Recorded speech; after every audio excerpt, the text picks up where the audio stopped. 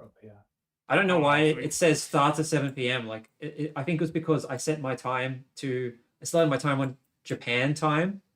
Um, Ah, yeah. So yeah, oh, so we got something. We got something. Oh, I yeah, think we're live. I am. Yeah. Okay. Hello everyone. We're Oh, on now. why is it blank? That's what I want to know. Why is it blank? it Is it... started up with an ad on mine, so I assume you have gone live. Okay. Sorry everyone. Hello. Welcome to the stream again. I had some issues working out how to do it, but we are starting. And yeah, I was in Japan, and I had my time on Japan time, and then I forgot to change it, and so YouTube must have like thought that I wanted to go live 7 p.m. Japan time. But all of my posts at 6 p.m. So here we are. We are now live. And yeah, Max and Solomon are with us, and we are going to Hey. be doing the Farah by-election. I'm just looking to look at this poll. What primary vote would Millthorpe need to win? Looks like 40% is the favored option. Do you agree with that, Max? Yeah, 40% makes sense because there'd be leakage within the coalition ticket, and then the Greens probably getting their 4 or 5%. That makes sense to me. Yeah, you give the Greens what the 5%. You presume the Greens get 5%. That puts up to 45, and I think about 5% of whatever the Liberals get will go to her. You think the more right-wing Liberals aren't even going to vote for the Liberals at this election? Yeah, and it probably changes. It might even change the exclusion order, like because One Nation would have to have underperformed. I would have thought if Millthorpe's getting 40%. Yeah, I think 40% sounds about right. Do we have actual polls for the seat?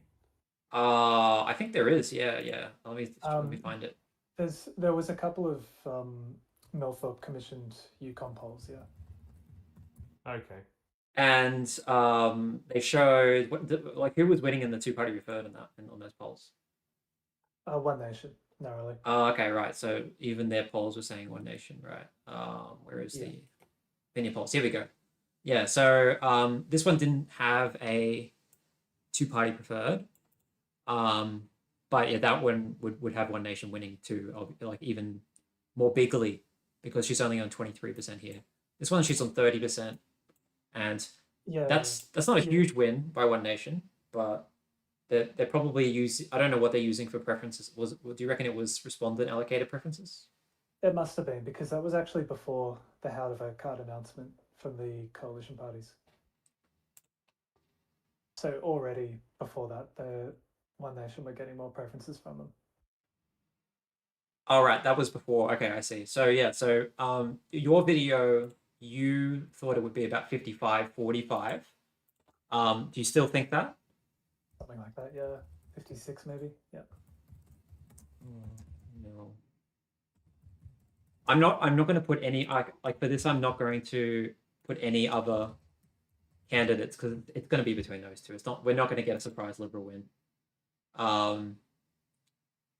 So I'm just making up a poll. That's why. And the Greens 4%. I think I was listening to the back-to-back Barry's podcast, and they were saying that if the Greens get 4%, it would look really bad for them or something like that, especially with the fact that like Labour isn't running. You'd think that but like maybe people are voting. They think they're voting strategically if they vote for Millthorpe. I'm not really sure. And Greens voters are really liable to doing that, especially for these rural independents. Yeah, I mean, well, I guess if it's strategic, it would be to ensure that Millthorpe is actually. I don't know why they would be because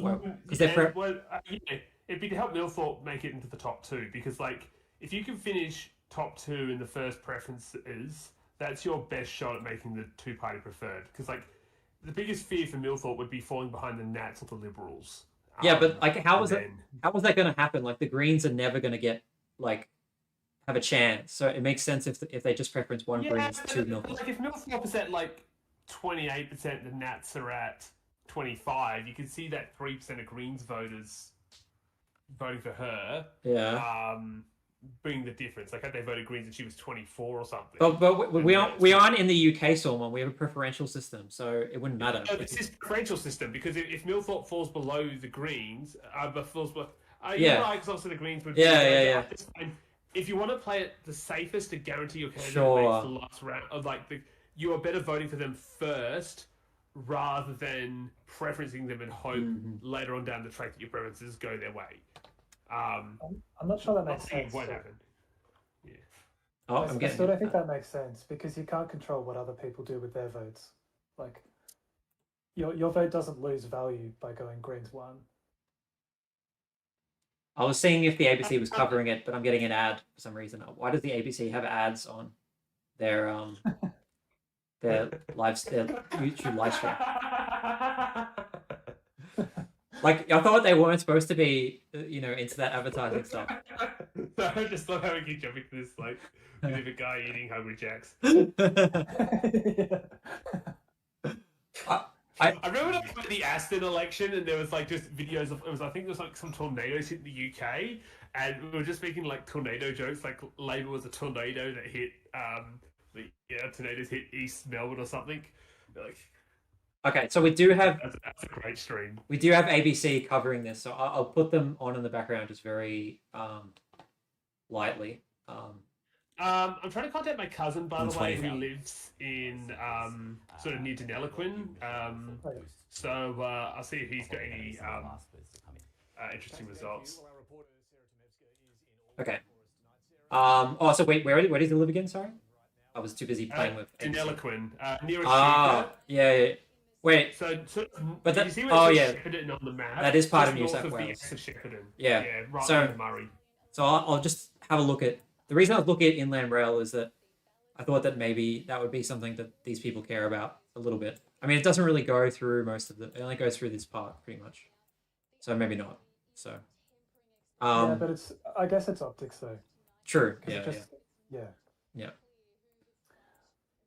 Although, are there big grain terminals on this portion of Inland Rail? Are there big green terminals? Grain Grain. terminals. Oh, I have no 'Cause idea. I believe so. Yeah, but they're still like because for them they're probably thinking, well, they want access to the ports. Yeah. And what the line is going to be, it's not there won't be what's going to be at each end. There's going to be some sort of terminal at Parks and then a couple of like big intermodal facilities in Melbourne. I have a few. I'm actually really wondering like what actually is the Inland Rail through Victoria. Like does it like is it like alongside the current line, or is it like a brand new line? I believe it is an upgrade to the line. The big Ah. thing it was supposed to do Yeah. was allow double stacked freight containers. So do you know about that? So in America, a lot of trains you can get, the shipping containers, right? The big giant metal boxes you put in cargo ships. The trains in Australia currently can only take one box per carriage. Okay. What Inland Rail was doing was like raising bridges and lowering the track to make more height, so you could put two boxes on a carriage and run a two-box carriage Okay. train, so you could take twice as much Right. cargo on the same. So length of a train. it was an upgrade to this line, basically. Yeah. Yeah. And it was That makes supposed to sense. go all the way from Melbourne Yeah. to Brisbane. but Yeah. I think it's got stuck at Parks now. I'll show you. Got Okay, past I'll Parks. show you. So I assume that a lot of this was upgrades, but it would have gone from Albury up to Wagga, then up this way, up to what is this called? Parks. Oh, sorry, yeah, Parks. Duh. Okay, and then it would have gone up this way, to Narromine, then gone this way, up here to however you pronounce this place, and then it would go. Oh, this would be a brand new track, I assume, would go straight across here to Narrabri. I don't think they would go this long way. I feel like this is like a brand new track. I could be wrong. And then go. Well, the main purpose to eventually get to Toowoomba, it might be. I think you've gone the wrong way. I think it's meant to curve in, go to Toowoomba, and then from Toowoomba it's meant to go. Are we in Queensland yet? Sorry, the stream's a bit delayed. I'm watching the actual stream. Which No. It's not going to go into Toowoomba. It's going to go up up to this way. Where is this? North Star. Oh yeah, that's where Toowoomba's. And then there'll be a new line here. And then I assume that they would make this dual track to Warwick, and then a new line that goes here and connects Warwick to there. I think Yeah. that's what's going on. Unfortunately, they couldn't get funding to improve improve the line between Toowoomba and Brisbane. Apparently, there was like land acquisition issues or something, and so it kind of got stuck. And also, yes, you're right. I think because a lot of that is narrow gauge in Queensland, which is just another Yeah. problem. Yeah. Is that the same as Tasmania? Let me see. Let me check. Well, it doesn't matter. Tasmania's an island. Is it 1067? It is, yeah, it is 67. 1067. Life FM. Oh no, not 6-7. It begins. Apparently that meme is too old for the Zoomers or the Alphas or whoever says it. Apparently it's Thank goodness. out of date. Out of date now. So It's just me trying to bring it back. yeah. So inland rail, like there was a brand new track. I think that was going to be built. It wasn't just upgrades, and a lot of that isn't happening now. So when they say they stopped at Parks, do they mean like from Melbourne to Parks? Like they were going Yeah, from I south. believe so. Okay, and I know that they built this extra section here for the inland rail. I don't know why. I don't exactly know why it's dotted. I don't know if that means it's unfinished or what's going on here, but this was inland rail. Okay, this is just an AI response. It says completed sections is the Parks to Narromine, Yeah. or Narromie. Yeah. Nearing completion is the Stocking Bingle to Park section. Under construction works. I don't know where Stocking Bingle is. That's the thing. I don't know where that is. Okay, where is Stocking Bingle? I was looking this up myself. Oh no, this is Stocking Bingle. Sorry. I got it. You can continue. Yeah, and Stocking Bingle to Wagga or Wagga, right? Yeah, and Beveridge to Albury. And Beveridge to Albury. Yeah. Yeah, so the section from Narromine to the north has been paused indefinitely. Right. Yeah, that makes sense. Yeah, that would have cost a lot because a lot of this is new rail. So yeah. And then over here, there's 3 sections of new rail. This one's pretty short, but this one's very long, and it's going through this forest. I mean, maybe they're going the long way. I don't know how it works, but well, the plan is to sort of avoid the Great Dividing Range and take advantage of the flat land behind it to move freight. I think it's also designed to, you can see it's designed. It was initially designed to connect Brisbane up with Melbourne, so that you got an alternate route to get freight through the heart of the country rather than taking it all out on ships.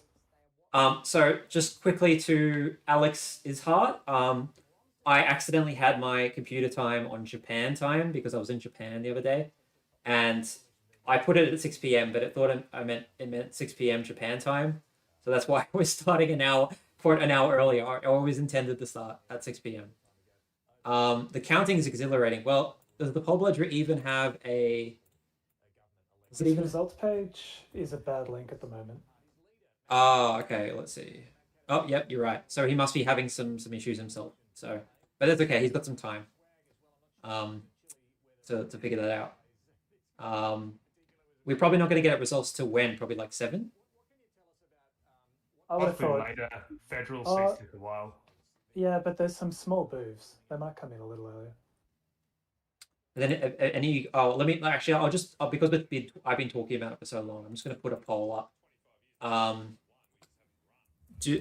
Should have Labor cancelled inland rail? Yes. That's sort of like a double negative question. Should have. Yeah, okay, all right. I'll just do this. Yes, it was the correct decision. No, it was feasible. There we go. Okay. And I hear Matt Canavan. Do you guys think he's gonna? Do you think he's doing good for the Nationals, or what? What do you think? For instance, actually, out of all I don't know, he could be like decent at trying to dampen One Nation. Although, in my opinion, I've actually been semi-impressed with some of the stuff Andrew Hasty's been saying. So I think both Canavan and Hasty potential reasonable voices. I use that loosely because I think both of them are still very far right. Um, but I do think they have a potential to outwit One Nation, especially I think I'm not sure what Canavan's stance on the Iran war is, but I know Hasty's already moved to like distance us from the US over that, while Pauline Hanson's like saying we should be sending troops there. I think that will definitely play to Yeah, I think he's been good, and I think sort of the electorate has sort of embraced populism and like this kind of very firebrand rhetoric a lot more recently. I've noticed like people they kind of just I mean maybe it's like the whole attention economy thing, but people seem to like it when people just tell it like it is and they just get straight to the point. And I feel like Matt Canavan does do that as opposed to other national leaders who were a little bit differing and a little bit old hat.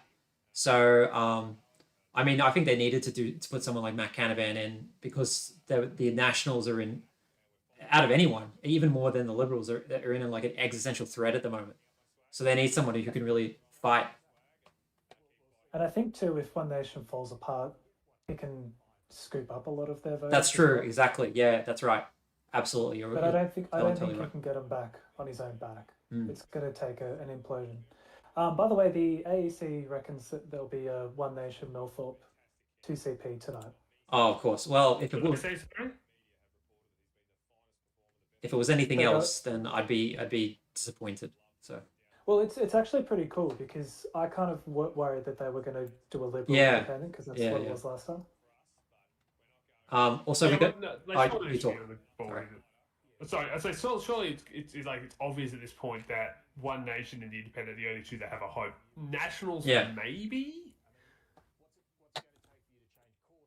I was just going to say, worst person you know has some classic comments again. 15 years from now, the Gen Alphas will feel intense nostalgia for the 6-7 days, and perhaps so will we.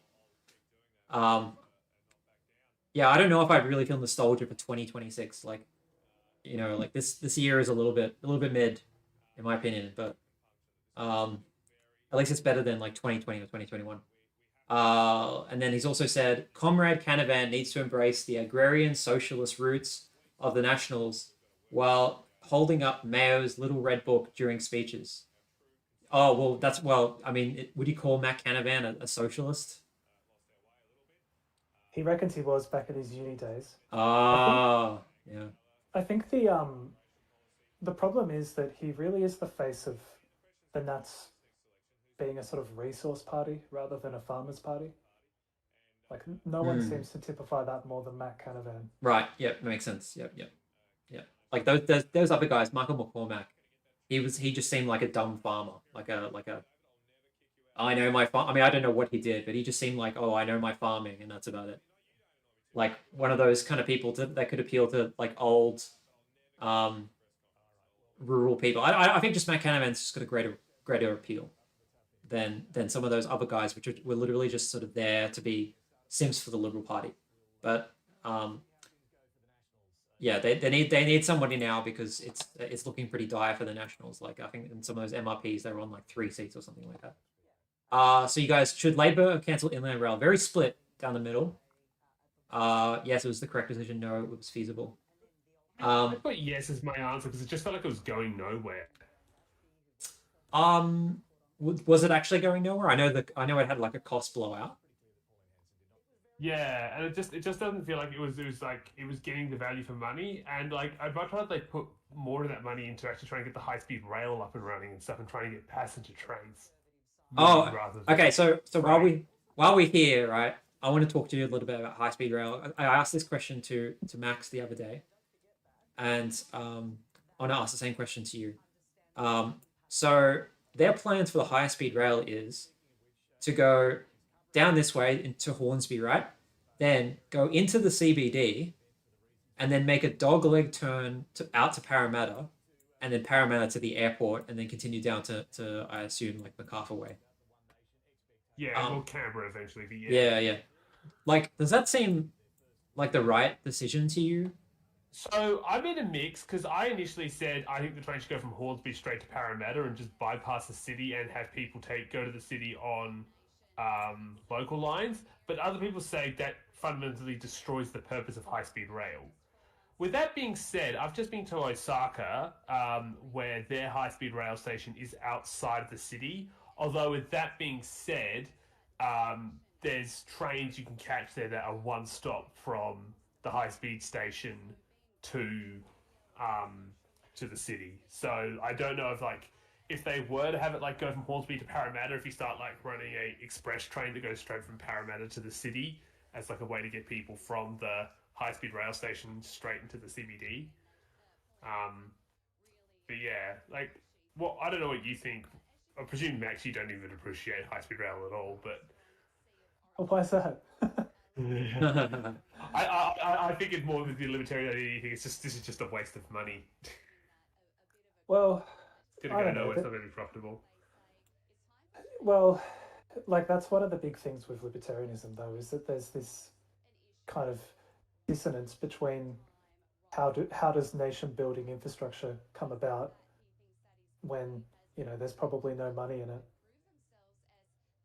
So I don't have a strong opinion, but as far as the route goes, I would have thought that because there's pretty direct and quick ways into the city or paths into the city from both Hornsby and Parramatta, right? Yeah, so the problem is I think the train from Hornsby to the city, even though it's a direct train, there's more than 10 stations between Hornsby and the city, and it would take a train like 30 minutes or so to get from. It's actually I think it'd be further. Hornsby I think is further from the city. Like, because remember the airport line is only like 2 stops here in the CBD, so like it kind of defeats the purpose. I mean, we talk about high speed rail drops you off in the city. That's better than the plane. Well, when the airport's closer to the CBD than the high speed rail station, that's an epic fail, as some would say.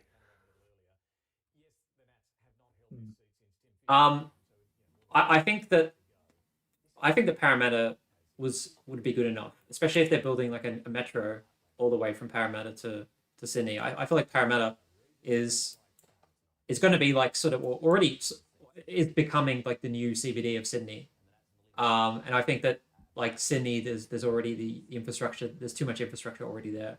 I would say So the one advantage with the high speed rail in yeah, Parramatta is Parramatta like more central in Sydney? Because I know obviously there's still lots of more Sydney to the west of Parramatta. I was like wondering if the station was there, could it be beneficial for Sydney siders, because Sydney siders would be driving to Parramatta from like all different directions, whereas if it was in the CBD of Sydney, they'd all be driving from the west to the east, unless with the exception of the few people that live, out in Bondi and Kingsford and stuff. yeah. Well, Parramatta like I mean Sydney goes to Penrith, right? It goes up to Richmond. It goes down to Macarthur. I feel like Parramatta is way more central, like at least location wise, and it's growing obviously than Yeah, the CBD. And my main issue is simply that there's this massive detour they're doing going to the CBD, and then this weird dogleg that goes out to Paramount. It's obviously going to add tens of billions to the price. Like it would yeah. So be the other so option would expensive. be, uh, yeah, the other option would be is to Sydney's train lines are already um, uh, separate graded. They're grade separated. So what you could actually do is have the high speed train at Hornsby come out of a tunnel and then use the Hornsby line to get into the city under its own um, using the Hornsby tracks, and then you can just run different service patterns, like some trains that go stay on the high speed line to Parramatta, and other slower ones that go up and express run to Sydney from Hornsby. Well, why don't they just Um, have a stop at Hornsby and people can change down to Chatswood or something if they it want? just means you don't have to change trains and stuff like that. Um, Well, like and you take advantage of existing trains. these lines though, I'm pretty sure there's only two tracks, so that's going to be like really difficult, like scheduling the high speed rail with the Yeah, yeah. regular services. So I mean that's partly the reason why they built the metro, that across the new metro, right? Like the ones open, right? It goes through Crow's Nest and stuff. Because sorry, it doesn't go through Crow's Nest. It goes through everywhere else up here, this way. They built it because this line was only two tracks, and it was obviously completely infeasible to make it four tracks, and they really needed an express service. The chats would. But maybe the other option is rather than having the train terminate, have a station at Hornsby, you have a station at like Epping or something, so you can transfer to the metro instead, which is faster. Max, any updates on Ben Carroll? Updates on Ben Carroll. What do you Yeah, mean? I don't know. That's somebody in the chat asked that, so I thought I would ask. Who's that? He's deputy Labour leader in Victoria. Oh, okay. I've not heard anything about him. He's the guy that Max thinks should topple Jacinta Allen. If Labour want to win. Yeah, if Labour want to win. Yeah, yeah. He's from Labour, right? She's from like the socialist left or something, right? Yeah. Yeah. Yeah. Okay, so we blah blahed for a while about other stuff, but do you want to? Is there more stuff that needs to be said about this by-election itself? I mean, apart from the fact if One Nation win it, this will be the first seat that One Nation ever win in the House, right? Yeah. If they don't win it, is it pretty much ogre? I think it's not ogre. I mean, you're right that they will lose a lot of momentum, right? There would be a huge pie in the face to One Nation because they are expected to win and they would lose some momentum. I don't think it would be necessarily ogre, but yeah, you're right. It would be a huge dent. I think that it's more just going to look bad for the right in general if Michelle Milford wins it. You in the chat earlier were saying that she is right wing, right? I mean, even if she's centre right, she's clearly the most left wing candidate out of the ones that have any possibility of winning. Even if you include like liberals and liberals and nationals won't win, but you know what I mean. Like the Greens obviously aren't going to win. Go on. I would put her to the right of Helen Haynes from what I Yeah, that would make sense. Yeah, because did Helen Haynes believe in net zero? I think so. Yeah, well, like there's I don't know exactly what she said about all the renewable projects in the seat of Indi because there's a lot, but yeah, I think she votes a fair bit with Labour and the Greens.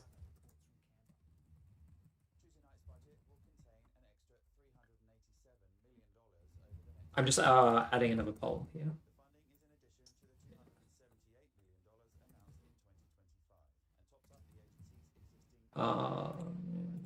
Yeah, you're right. It would be a blow to the right. Like Labour would be very happy with that result, and it would probably vindicate their decision to sit out. And I think that the right wing would also be like sort of unknown where to go from here too. I think, like if One Nation win, then at least it's sort of it helps the narrative of the Liberal Nationals that they have to move further right, or it's good that they're moving further right. You know what I'm saying? But if looks like we got a booth, by the way. Oh, we do. Okay, sorry. Okay, results coming in already. It's only 30 minutes. Tiny booth. One Nation's got 46% of the vote. Then that's a second in that booth, which is interesting, and Milford's third. Interesting. It's a tiny booth though. Interesting. Where is this located? Let's see. Raskin Springs. Yeah, right up north of Griffith. Let's have a look at where this is. Oh, okay. Oh, I see. It's like on the way from West Wyalong to Griffith. By the way, is the audio all right? Like last time, I got like an hour into the stream, somebody was like, I was way too loud. So is the audio all right, or should I turn myself or the guest down? What do you guys think? I will let you guys ponder that. Jared Rennick, People First, has this election in the bag. Oh, I forgot about them. Yeah, they are running. Yeah. Has Jared Rennick been to the electorate at all? I have no idea. It's a good question. All I know is he goes on podcasts all the time. Milford's vote is actually down in that booth. Down 2.3%. I'm actually surprised you guys, and you're right. I'm actually surprised that you guys think that it was actually the... Oh, wait, no, you're saying it was not the right move electorally. Okay, never mind. I thought it was the other way around. Yeah, I'm not surprised about that. I think it was the right move, but I think most people, obviously, on the left, think it was the wrong move. I think it was the right move because, I know Max is a libertarian, but the points that he has are pretty accurate, I think. So, it's been vindicated to some degree by this whole fuel crisis, right? Because suddenly people like the limited polling we have has shown that people are kind of curious about maybe new oil refineries. And like I find it really interesting that we've had this big debate about natural gas, because it seems to me that that's been the one sort of like it's our leverage in order to bring more oil in. It's We also have just so egregious. Like, for instance, I was watching an AFL game on Friday night on Fox Footy, and there was an ad about how we don't tax gas companies. I was pretty surprised to see an ad like that in the middle of a footy game, yeah. like in like quarter time break. It Um, was. I don't know if you've seen this one. It's one where like the guys are like all shouting drinks, and like one guy's called the gas company or the gas yeah, industry, yeah. and then it's like, hey man, it's your turn, I've and he just I've like runs out of the pub. I've seen some of those ads before, and then I think by the Australia Institute, they're popping up. Yeah, it might So, be them. Or, and it's made on a false premise that the PRRT is less than um, sorry, it's I mean that's true. PRRT is less than the amount you get of that is less than beer excise, but there's obviously a whole lot of other taxes they pay: company tax, royalties in the states, so it's a little bit misleading, to say the least. But I do think that PRRT needs to be fixed up, and it is reasonable to complain about that, because PRRT, it's the Petroleum Resource Rent Tax. It's meant to be 40% tax on profits from for petroleum companies, but there's all of these deductions you can make, and that really lowers the tax because of all the deductions you can make. And you could argue that the deductions are reasonable, but I think a lot of people have argued that some of them are definitely not reasonable. So that's the thing that they're trying to get at, but it is a little bit misleading to say it is the taxes that they pay is less than beer excise. So, And also the infrastructure, like they have invested significant amount of money to extract that gas. And the worst thing that could happen, I think, for us strategically is that those companies just walk away. And that's probably why the tax settings are as is. well, I disagree with that, but I will say that the Labor Party, what they don't want to do is put up something called the Petroleum Resource Rent Tax, and then fuel goes up, and then everyone blames Labor. So I think that's the real reason why Labor's not doing anything about it at the moment. Or I mean, obviously, a 25% export levy would also be very politically controversial, and they're focusing on housing at the moment. Like the stuff they're doing with housing is already like obviously they're broken promises. They're very controversial, so they're trying to use their political capital not all at once. Um, I get the argument of why they should be doing it now because of I mean it actually works sort of in both favors, that we're in a fuel crisis, but I think I agree with you, Max, that it's probably detrimental to them given we're in a fuel crisis rather than helpful if they go ahead with some of those changes. Yeah, well, I don't think we'd be getting these sweet oil deals with the Asian countries if we didn't have our natural gas as a bargaining chip. So I will say that the Liberals are doing very poorly. 40% swing. I mean, it's only 8 votes, but it's a really tiny boost. It's really tiny. Natural gas. Did you guys see the actually, I started watching. I think it's Mr. Mitchell History's like second channel, and I saw on one of them he said that he doesn't agree with the gas tax because he worries it would make the Australian government revenue dependent on gas exports, and it could stifle the greening of Australia's economy if it's suddenly like, oh, we get all this money from the gas industry. Do we really want to end gas exports when we make so much money as a tax? It's a bit like similar to the gambling problem where like I was going to say that's gambling. Tax revenue from gambling is making it harder to end gambling because it makes the government so much money. That's interesting. Yeah, that is interesting actually. Yeah, I mean, like maybe I mean, Max is not going to like this, but maybe the best way to deal with it is to stop obsessing over government surpluses and deficits. Maybe that's sort of the key to actually being able to tax things that you don't want, because you're right. If it stops completely, then the government's not going to be happy about it. So just an update, everyone who's just come in. By the way, I didn't actually see what you guys said about the audio, but whatever. It seems like it's okay if nobody said anything. Um, there's only been one booth come in. It's a very tiny booth. I'll show you where it is in a second. And there's a 40% swing against the Liberals. There's actually a 2.3% swing against Michelle Milford. So she's doing worse than in the Fed. Where what was the two-party preferred in the Fed? It was like 53-47 or something, right, to her?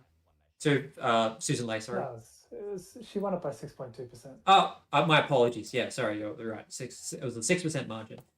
So she's doing worse than that here, but this is a very small booth. Jared Reddick got 0 votes as well. Nice, very nice. It's gone 64-36 by the look of it, whereas in the Fed, Leo won at 58-42. Very small booth there. Mm-hmm. And then One Nation, obviously big swing, 42%. So they must have got 4% in the seat. And people who usually vote shooters, I think they're just putting their money in One Nation. So I was going to do some gambling on this. Hello, you who the other guy is low. Okay, I'll turn myself up. I mean, I'll turn myself down compared to everyone else. Sorry about that. Here we go. Let's hear about your punting. Oh, okay. Right. Oh, we've got another booth. I think we've got another booth. It's a good one for One Nation. Barum Buttock, very cool name. He smashed it there. And that is, where is it? Oh, it's down here. So completely different booth, completely different part of the country. This is actually the kind of place that would probably benefit from inland rail, actually. And Milford, isn't it? minus 12%, minus 40% again, minus 40% swing for the Liberals. My God. And 50% primary One Nation. Yeah. Have they ever won that? Have they set a record with that, like primary vote record, a booth in any jurisdiction? You mean like in general, or you mean like for One Nation? For One Nation. I don't know. I honestly wouldn't surprise me if it was 60% in a booth. Well, I mean, I would assume like, what's his name? The guy, the premier of South Australia, he would have won some booths. No, I mean, of course, but I mean, like for a One Nation candidate to get 60% of the primary vote in a booth, that's probably some sort of record. Oh, I mean, well, definitely for One Nation, and definitely for probably a minor party too. Yeah. What I was going to say about gambling was, like a while ago, I was already overseas at this time. There was odds for like 1 to 7 for One Nation, and I would have put money on it. You actually, Max, showed me that, and I was like, oh, if I was there, I would put money on that because it was so obvious that One Nation were going to do well, you know. And then they come in until like One Nation were easily the favorites the other day. It was like 1.12 or something. Yeah. So before we get a bit further into One Nation, sure. Have we talked about the UK results yet? Because the more you mention One Nation, the more I want to sort of talk about how reform did in the UK. So we can talk about that a bit later, but it might be something worthwhile talking about. Yeah, we could talk about that. I mean, results are still going to take a while. So obviously the reform did quite well in the what's it called, the local elections, but like it was mainly a victory for first past the post and block voting, because they have like block voting there. So I would say their success was really concentrated in Labour-held rural, like councils outside of London that voted yes to Brexit. That's where they absolutely cleaned up. But the Greens did quite well in some of the big cities like Manchester. And the Conservatives actually did quite well to hold a lot of their seats. So from what I say, the biggest winners were Plaid Cymru, who's basically become the main power in Wales. I think the SNP has once again dominated Scotland. You're right, Reform obviously dominated. They pick up most of the rural Labour vote. I know, I felt like the Greens, maybe because I'm just looking at the raw numbers, the Greens did feel like they underperformed quite a bit, because the Liberal Democrats, I think, won more seats. Yeah, the Greens didn't do quite as well as they thought they might. I mean, they got 18%, which is, you know, respectable, but in terms of like actual results from that. That I think it was a little bit underwhelming, but I mean it's still a decent result for them. Labour's vote held up a little bit in London mm, by the looks of it. Like they did okay compared to. Obviously, like the one place that isn't financially crumbling like the rest of the country is. Yeah. What do electors expect One Nation to actually do if they got the seat? What do electors? I mean, to stop the woke, I guess, was what they're expecting. What do you think, Max? Oh, there's not going to be a policy outcome Right. from Yeah. him winning the seat. It's more about can he speak to the issues on the floor of Parliament. Well, he's Like, going to what else? basically be a bit similar to Zoran Mamdani in New York. He's basically going to be sort of the One Nation spokesperson. Like, can a One Nation MP function as a lower house member? If on the like you don't want to become the next Ralph Babbitt and basically just be a massive example of why you should never elect right-wing populists to power. Well, that depends. There are people who were pleasantly surprised by him. He only got. There's 3% of people who voted for him, and those 3% are probably pretty happy. I think he's going to leave the party. I wouldn't be surprised if he joins somebody else, like what's his name, Jared Rennick or something like that. I mean, but He won't join another party. all right, he was staying independent. Actually, I mean that's probably better for him electorally. Yeah. I will make another poll about that. Actually, will David Farley, if he wins, still be in OMP by the time of the next federal election? And I think he's probably going to quit eventually. I mean, some of his opinions are very different to One Nation, and if he doesn't quit, maybe he'll be kicked out as well. That's the other thing too. So, because Pauline does like to do that, I think she's kicked out a few people. Yeah, it's going to be the big test for the party. Can their tent expand to Well, they haven't lost encapsulate? any of their senators yet, have they? Not the ones elected last time around. No. So, like, one of them. Oh, what's going on? I was going to say one of them called in sick, right, and got replaced with a party sycophant. Yeah, I'm not making that up, am I? Yeah. So my response to anyone like saying, "Oh, One Nation," their members leave the party. I was like, well, the only ones that matter are the ones that are in power right now, and currently that's not happened. When they had a big run of them at the state level, right? Like New South Wales, the party basically collapsed there, right? Yeah, mate. I think I remember something along those lines. Like, didn't Mark Latham get kicked out of the party, which is just so funny. How extreme do you have to be to get kicked out of One Nation? I think he was just disobeying her orders or something. That and like he just like wasn't he like for sexual assault? Like he was saying such horrible stuff that went well beyond just right-wing ideology. I think you might need to make a disclaimer here. Someone alleged or I don't know, like. Well, even outside of that, he was saying he said some horrendous things. Well, he said that thing about that independent like Sydney member David Greenwich or something. Who was gay, wasn't he? And he used a slur. He said something. Just ideology. That's just being an absolute dick. He said some pretty reprehensible things about that guy. Yeah. But I think One Nation.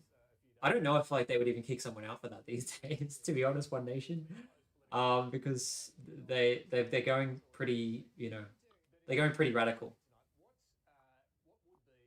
One Nation needs more candidates like Chantel Thomas in SA who forgot that you actually need to attend Parliament and can't do so via Zoom call. That can't be real.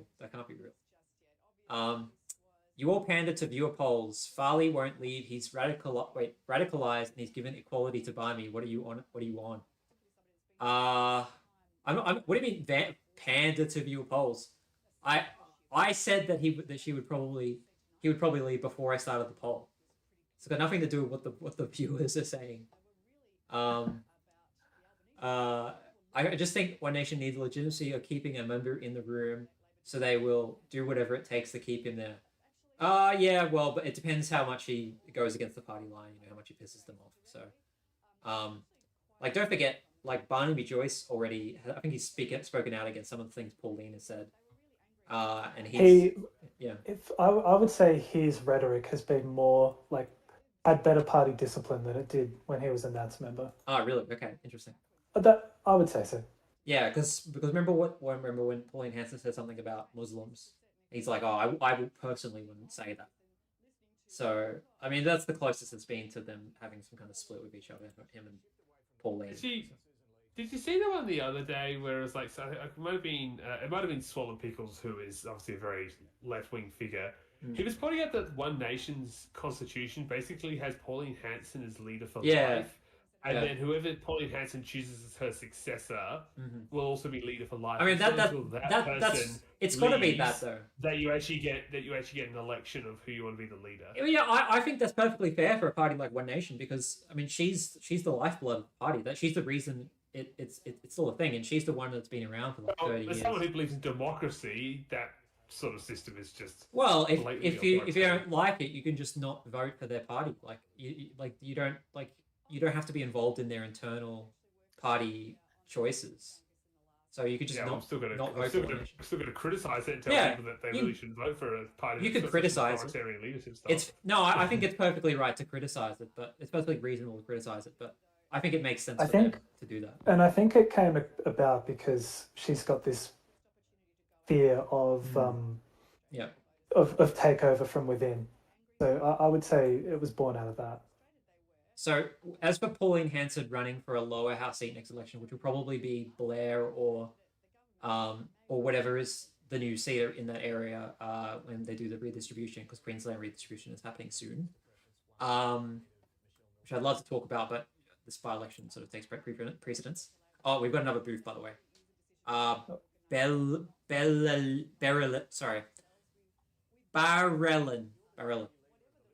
Should have looked at that before trying to pronounce it. It's here, quite close to this one. Nearly half the vote for One Nation again.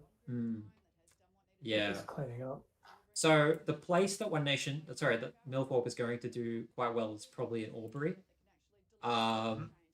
So we can't really sort of make any definitive statements till that comes in, but it looks like One Nation is doing exceedingly well regionally. The two-party preferred here is 74. That's like Peter Malakanauskas in the Croydon levels of two-party preferred. So, is Pauline Hanson's Nigel Farage's Warrior? Actually, Nigel Farage was around before Pauline Hanson, so you could say that she's like an alternate, like a copycat of him. Because Nigel Farage was doing stuff since the early 90s, I think, right? Wasn't he? He was an MEP. Right, going back ages, wasn't he? Yeah. By the way, Go on. Yeah. I was having a look at the two. We've got the two booths in at the moment. The Liberal vote down 45%. Sorry, we probably missed that already. But I was just like still in awe of just how huge that crash out. Oh yeah, down 50% in Barrelin. That's crazy. That's amazing. That is amazing. Half of the voters have left. Half, more than half. Like they're on 6.6%. To be fair, but 50%. Oh yeah, it's gone. To be fair, you should probably add the Nats vote to the difference. I guess so. Because that's still leaving the Liberals like you chose that party. I guess you could say maybe they were gun to their head national voters. So yeah, Nationals are up 12.5%. So it's I mean that takes some of the 50%, because they weren't running before. Yeah. Still, I agree. It's a huge drop. I'll just see it. No. Okay, so what were we talking about before? I've forgotten. Like, what were we talking about before this new booth came in? I was about to say something very important. Farage. It wasn't Farage, it was something else. But anyway, will Barnaby Joyce change the name of the party to Barnaby Joyce's One Nation when he becomes the new Parliament leader of One Nation? I think it rolls off the tongue very nicely. Yeah, I think that could work. But I do, what I was talking about was Pauline Hanson getting a seat. it depends. It really just depends if One Nation, don't have stuff like, this guy leaving, right? If this guy leaves the party, that's going to be a big blow. If they, I mean, it's a big ask because an election campaign can really change things, and I think that it's possible that when when it gets closer to an election, you could have basically the Peter Dutton effect of like the more you know about them, the less you like them. Um, but that obviously hasn't happened. I mean, Pauline Hanson's got a lot of coverage, a lot of negative coverage, obviously, a lot of attack ads against her, and hasn't really changed things in the opinion polls. Yeah, and look, this is where the UK comes into play. I thought Reform would not do as well in the election this year because I thought people would have seen how poorly some of their councils were run. Yeah, And be like, we can't afford to run our councils because of how badly they run these other councils. Yet they still did really well, which is, if I was One Nation, I know we're different countries, I would look at that really optimistically. And I would argue, has any of the senators for One Nation been that controversial? Like, really, the only ones doing controversy is just Pauline Hanson herself. And I haven't heard of any of them. Like even Malcolm Roberts, like is gone a bit quiet. I haven't heard anything from any of them. Malcolm Roberts. He I posts feel like stuff on Malcolm Twitter. Roberts. He's more of a Senate estimates, like get down to business kind of guy. I think the base absolutely love him. He Right. talks to them. Yeah, and I don't. he's- I think they do like him. Yeah, you're right. He's Well, not. the worst one would be, was it the campaign director who was an alleged rapist or something? yeah, sure. Someone black. And Hanson just continued to defend him even when it was like, why are you defending this scum of a human being? I don't know how there can be complaints about the climate, independent getting Climate 200 funding. Well, Fawn got 10 times from Gina, but yeah, but Gina's not woke. Gina is based. Gina's like a hard-working mining magnate, right? She creates great revenue for the country in taxes. So it's different to Climate 200, who are a bunch of woke lefties, virtue signalers who just want to destroy Australia's economy to fight climate change, even though China and US aren't doing anything. That's the issue people have with Climate 200. They're part of the woke elites. So that's why it's so much worse to get funding from them than Gina Reinhardt. I will say though that Reform did go down 4 points since last year's local elections. So it does show that they've maybe hit some kind of cap, and they're now in decline. Like the only people who went up actually was the Conservatives and the Greens. Everyone else went down. So in the local elections. I think we've got an Albury booth in. Oh, we do. Springdale Heights. Is that an Albury booth? It looks like it must be because it went independent Let's last see. time. Did we have One Nation's? Did we have One Rankin Nation's- Springs in? Sorry, you go. One Nation's ahead of Millthorpe in that booth on primary, and then looks like the Libs a little bit ahead of the Nats in that one too. So Millthorpe's got a 6% swing to her. Libs are only down 15%. Interestingly, One Nation, 34.5. Yeah, so they are leading on primaries, and she really needs to lead primaries in places in Albury to win. Oh, there it is. Yeah. Yeah, I would have thought she'd need 40% in most of those booths. Yeah, I think you're right. So I think it might be. I mean, just judging from this, unless this is like a very weird part of Albury, it is sort of outer Albury. She won that booth federally last time. Yeah, she is getting a swing to her, but she needs more than a 6% swing, I think. But like how much was Labor's vote? I'll find out. Oh yeah, that's a good point. Yeah, that's a good point. The last time she got 26 last time, Labor got 18 in that booth. Oh really? So she probably needed to get like 40, 45 and win that booth comfortably, I would have thought. Okay, yeah. So I think it might be Yoga. I think this is. I'm glad I didn't put any money on this when the odds narrowed, because I mean when the odds got bigger for Michelle Millthorpe, because it looks like it might be Yoga. So I feel like there was another booth, or that. Oh wait, was it this one? It might have been this one. I'm not sure. It was one that like I saw that we hadn't talked about yet. And this one, Liberals down 45%. Up 45%. Farley, Millthorpe down. So it's looking like a pretty decisive win for One Nation at the moment, but it did narrow a little bit because of that move, but it's like 62-37. That's it's going to be hard for Millthorpe to claw back on that one. Yeah, I would have thought she needed to do better. Springdale Heights was the one where the One Nation sign, which referred to the ASE, was found. Yeah, I found that. I saw that sign. Yeah, and it was what we were talking about earlier about Climate 200. They just put how much donations they gave to Millthorpe, and I think that's a pretty smart sign. It's a pretty smart sign. I think the left should be doing that as well. Yeah. About the right wing. Another booth just north of Albury. Millthorpe's vote is down again. I think One Nation's actually scooping out part of her vote in the regions. Oh, up here, yeah. I mean, it is. Yeah. It is not technically Albury, but yeah.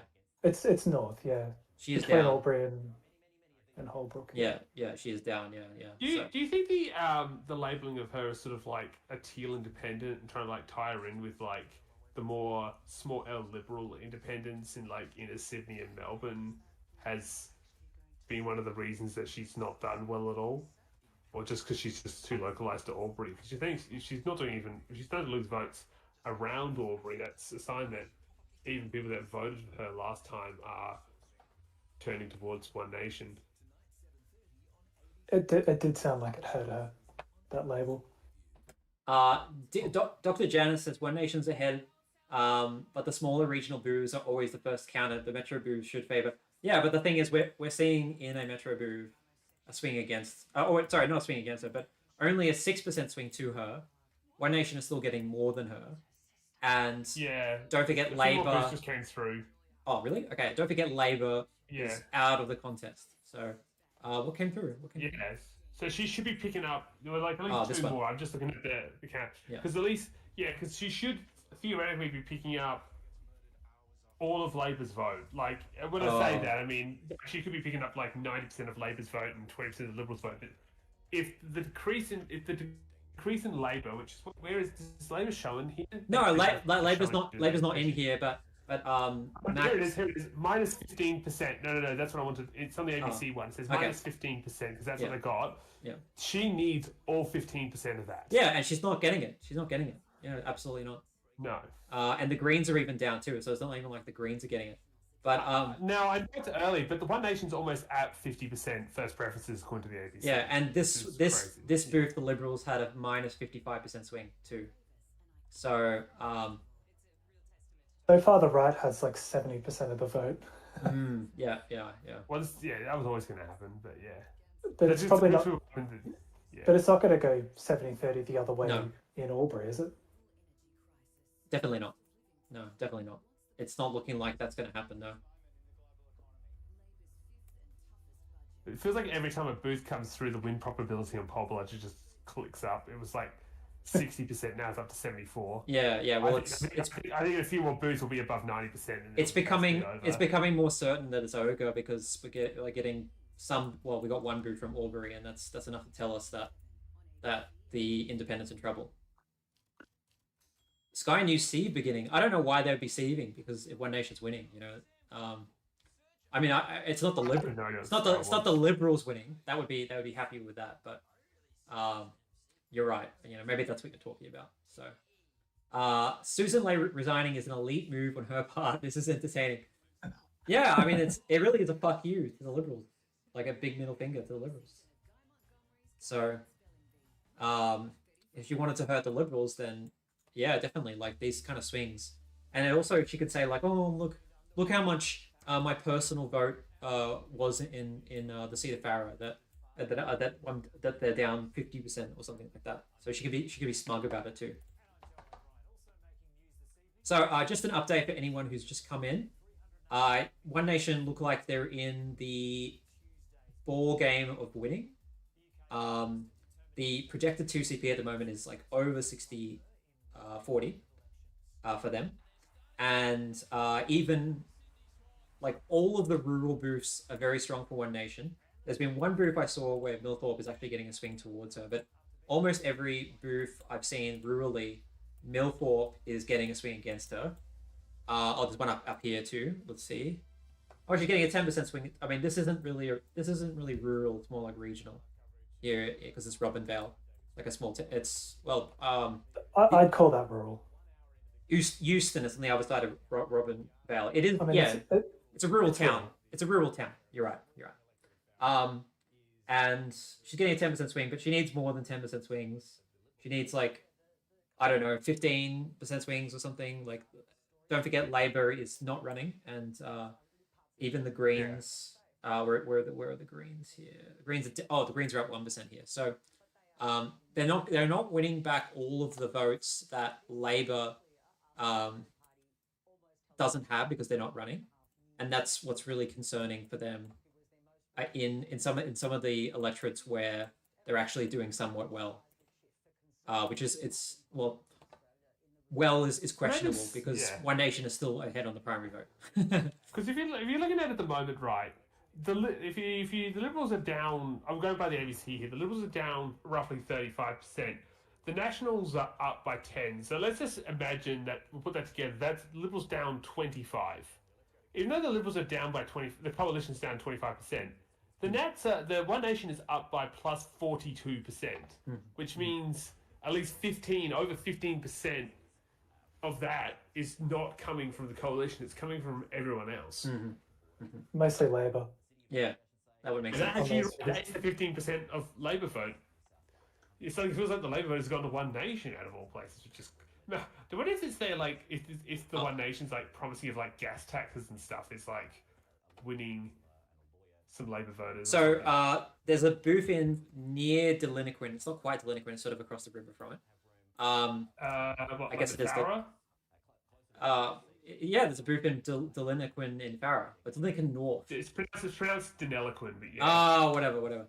And Millthorpe 2% swing against the Liberals, minus 35. One Nation up 45%. He's getting 56%. Yeah. So didn't you have a friend? Yeah, he lives in a farm near it, but yeah, actually, his parents live in it. He lives in Victoria now. He's in Echuca, but yeah, his parents would have voted in this election. I don't know who they voted for. I was into Liniquin, or however you pronounce it, like a year ago, and it feels like nothing goes on there. So sorry remember their famous Ute muster? I don't know. Like the biggest gathering of Utes in Australia or something. Oh wow, amazing! I love Utes. Welcome to the country, mate. Utes definitely aren't just gas guzzling. It was kind of that Tom Scott episode once. Actually, I'm happy with people in rural or regional areas where driving Utes. It's just when I see like, I don't know, your dad driving a Ute. Actually, another trivia fact: Deneliquin has the AFL pitch with the longest distance between the goalposts. Just a me and my friend looking up trivia facts about like AFL ground sizes because they're all not consistent, and we're like, what's the shortest and longest AFL pitches? And Deneliquin's the longest in the country. Just welcome to the countryside. That's the best facts we can get about places. Interestingly, have a look at the preference flows as well. There's not many. Only like a couple of booths have reported a preference flow, but it's actually favouring One Nation at this stage. Yeah, and they're continuing to click up.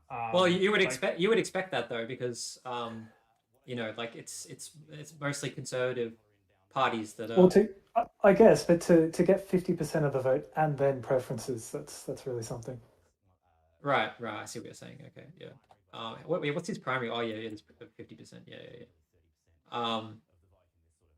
And the two that's the two candidate, but that's different to what he's projecting. Yeah, he's thinking that the booths that come in are, I mean, because they're not in Albury, it's more reasonable. But even taking that into consideration, that the Albury booths haven't been counted.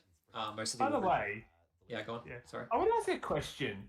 I want to know how effective do you think it is as an independent to run again in a seat you lost? The reason I ask this is we're looking at Millthorpe really failing here. And I'm thinking to Nicole Bullier in Bradfield as a independent who came close in an election that ran again and won. But it took a catastrophic Liberal crash out, like their worst performance in electoral history. And Bullier only just won Bradfield. I'm starting to wonder how effective a two-time running independent is in a lot of these seats, and if it's like because obviously we got here in Canberra, I forget what's her name, running in Bean again against David Smith, and I'm like, as opposed to David Smith, I'm not sure I'd be feeling as threatened because it feels like independents do not do well when they run for a second time in a seat. Might be wrong. I don't know what you guys are feeling on this. Sorry, I'm trying to find this Wanoon place. I feel like there's a few examples of Okay. second time independents winning. Like, what about in New South Wales, the member for, is it Judy Hannon? I think that was her second go. I might be Okay. wrong about that. But like, I feel like there is definitely precedent for an independent to try once, be kind of sort of successful, get the name out there, and then they go again and it's for real and they win it. Yeah. Yeah, so It definitely feels like it's failed here. It almost failed in Bradfield, in a historically bad election for the Liberals. Um, maybe I'm obviously looking at two narrow examples, but yeah. so Um, just quickly, Tasmanians in the chat was talking about this seat. Excuse me. sorry, I Wamoon. thought you were sniggering for a second there. I was sneezing. Uh, they'll talk about this seat, Wamoon, and there is a 12%, a 13% swing to Milford, but you know, she's still half of the vote of Farley, so I wouldn't call that really. I mean, obviously he's still winning, so I wouldn't call that um, a real change. Um, especially when Labor probably had like 15% or something in that booth. I would assume Um, the election. just want to give you a heads up. I'm having a look at some of the results. One Nation is dropping a bit. They've gone from 49 to 48, which still is guaranteed win at that level. Okay, well, Um, it's probably just because less sort of rural results are coming in. We still don't yeah. we only have one booth from Albury, um, but One Nation are winning in every booth. That's what we've seen so far. What were you saying, Max? I remember. I think check out Blighty. 113 votes and Farley's got 87 of them. 77%. Where is Blighty? Where is that located? Between Deniliquin and Oh, yeah, yeah. like next to Deniliquin. Yeah. Tiny little town. That's brutal. 77%. Yep. Libs down 34. Milthorpe down 20%. They really don't like Milthorpe here.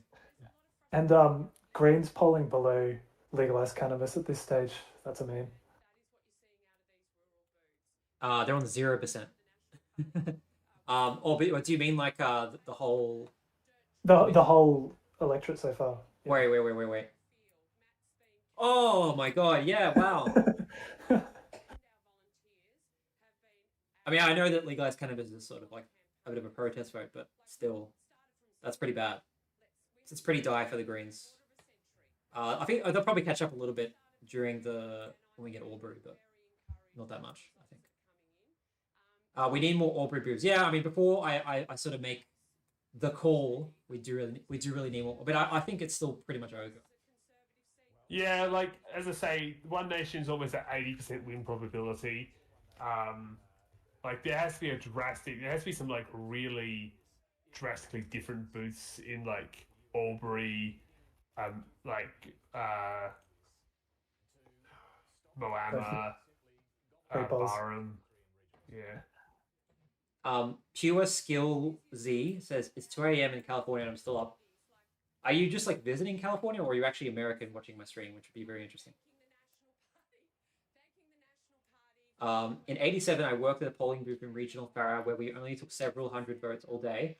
Like I said, wait for the larger Albury booths. I'd rather be Farley than Milford right now. Yeah, well, wait, you'd rather be Farley than Milford. Okay. Oh, yeah. Fair enough. This is pretty interesting. So that booth in Albury went 51-49 to Milthorpe, even though she was behind on primaries. Oh. That's weird. But then, that's really weird. Then again, well, it's not that weird because the combined Green and legalized cannabis vote is very similar to the Liberal. Yeah, they got seven. Vote. They got 7.6. I want to be a candidate for legalized cannabis, dude. Like they're getting their deposits back everywhere. Okay, well, I'm calling this too soon because this is only an Albury booth, but Yeah, but like together, it's what 11 or 12%, and plus the independent, it's plus 32, 44%. I'm still somewhat surprised that they've won the two candidate preferred there. Given they're behind in primaries, so maybe more liberals are voting for her than we expected. I don't know. Maybe. Yeah, bunch of Griffith votes in. Oh, okay. I'll refresh that. So Griffith is, apart from Albury, I think is the largest place in this electorate. Yeah. So I don't know if Milthorpe's got a 13% swing. I'm interested to see what the two-party preferred is going to be for this one. Yeah, so One Nation obviously not doing as shockingly amazingly in like the bigger areas or the more populated areas, I should say. But they're still leading on the primary vote. So there hasn't been a booth yet where they haven't been leading. At what point does One Nation's primary need to fall to for them to be in any legitimate danger of losing the seat? What do they need to fall to? Yeah. Like, I asked that poll at the beginning, right? Oh yeah, that was about Milthorpe, right? What did One Nation have to fall to? Probably like under 40% at least, right? To me, it's more like under 35. Right. Well, if they're getting, it looks like yeah. Well, it's the preference flows are gone a little bit more even now, 53.7. Yeah. Well, I think just generally, One Nation have to be a lower primary than. Actually, no, that wouldn't make sense. No, it would.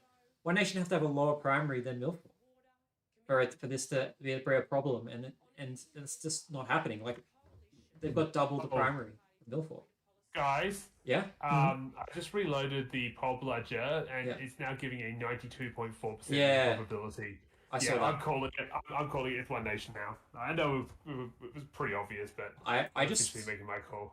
I wanna see the Albury boos. I really want to see them before I say anything. But yeah, you're right. It's probably pretty much ogre. Are you actually watching Sky? I'm watching, I presume, because ABC won't get any One Nation interviews if I'm not mistaken. One Nation hates the ABC.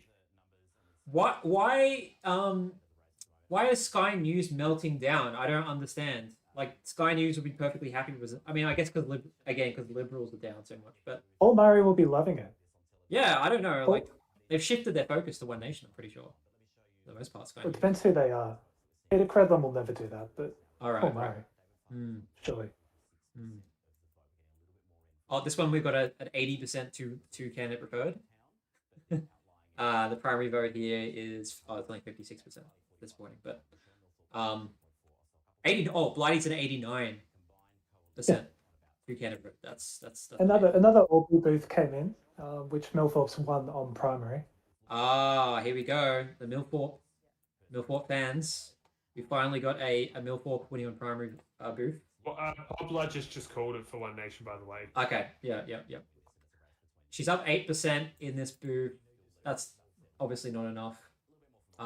What's the booth's name? Glenroy. I'll have a look. Okay. And she did last time. she won that booth. She won that booth 55% on two-party preferred last time, so she's got to beat that by like 6%. Ideally. And Griffith, she's got another booth where she's ahead, and she's up 20%. Oh wow, Griffith actually up 20% in Griffith. I mean, I think it is a pretty central booth, so that's maybe. Well, this one, she's only up 12, so interesting. Yeah, go on. Sorry. Yeah, that makes sense. From what I understand, her campaign really was quite limited to Albury last time, but now it extended right out into the electorate more. Griffith was one of her key towns. What a beautiful designed city Griffith is. Look at this circle. It's like a mini Canberra. Amazing. I've never looked at Griffith before. So I know one thing about Griffith, and that's sometimes when I catch the train to Canberra, I get the combined Griffith train, where basically at Goulburn the train splits in half. Yeah. Half goes so to Canberra, so Griffith, as far as I know, there's like 2 trains a week that go to Griffith. The rest is just coaches. Yep. So I actually got it last time I was. I came to Canberra, but from Sydney. All the train fans love it when you get a train that goes to Griffith. Blood just saying it's OMP gain. Yep. I will just scroll up just to confirm that. Yes, that's right. As Sorman said, One Nation are the winners. Even on the 3CP, they've got over 50%. So yeah, which is just what we expected. And it looks like there's going to be more definitive than we thought. A swing against Milford, at least against if we're calling against the Libs, as if we're calling One Nation as a surrogate for the Libs, there's a swing of 2.5%. I guess the one thing that's interesting is the One Nation's vote could drop. Like beforehand, their projected 3CP had them beating the Liberals and Millthorpe combined, but now they've just fallen behind 50%. But they're still sitting well above. But Millthorpe, I think, is making gains, but obviously it's not big enough to win the seat. It could possibly wind up as a similar result to the election, where you just replace Lay for I forgot for Farley, yeah. Well, I think that's probably the best. She's making gains, but like, don't forget again that Labor's not running, so she should be making bigger gains, really. Yeah. On primary vote. Yeah. Yeah. Less than 10% counted. Still coping though. I think it's Ogre. Look. Okay. You can still run comparisons though. That's the whole thing. You can still run comparisons, and they're not looking good enough. Yeah. Look. I really did want Milford to win simply because it would have been like a huge, like, holy shit moment. Like this is the less of a holy shit moment. This is sort of like what we expected, right? But if Milford won, the right would have been the right in general would have been in trouble. Like, because not even like One Nation is winning in like a regional seat, so the Liberals aren't winning and One Nation isn't winning. So that would have been. If I've learned one lesson from tonight and also the UK elections is the plateauing and decline of both One Nation in Australia and Reform's vote in the UK was greatly exaggerated. They are still by far the most powerfulest electoral force. At least in sort of the more rural areas of both our countries. Do we think this affects Ben Carroll's chances in November?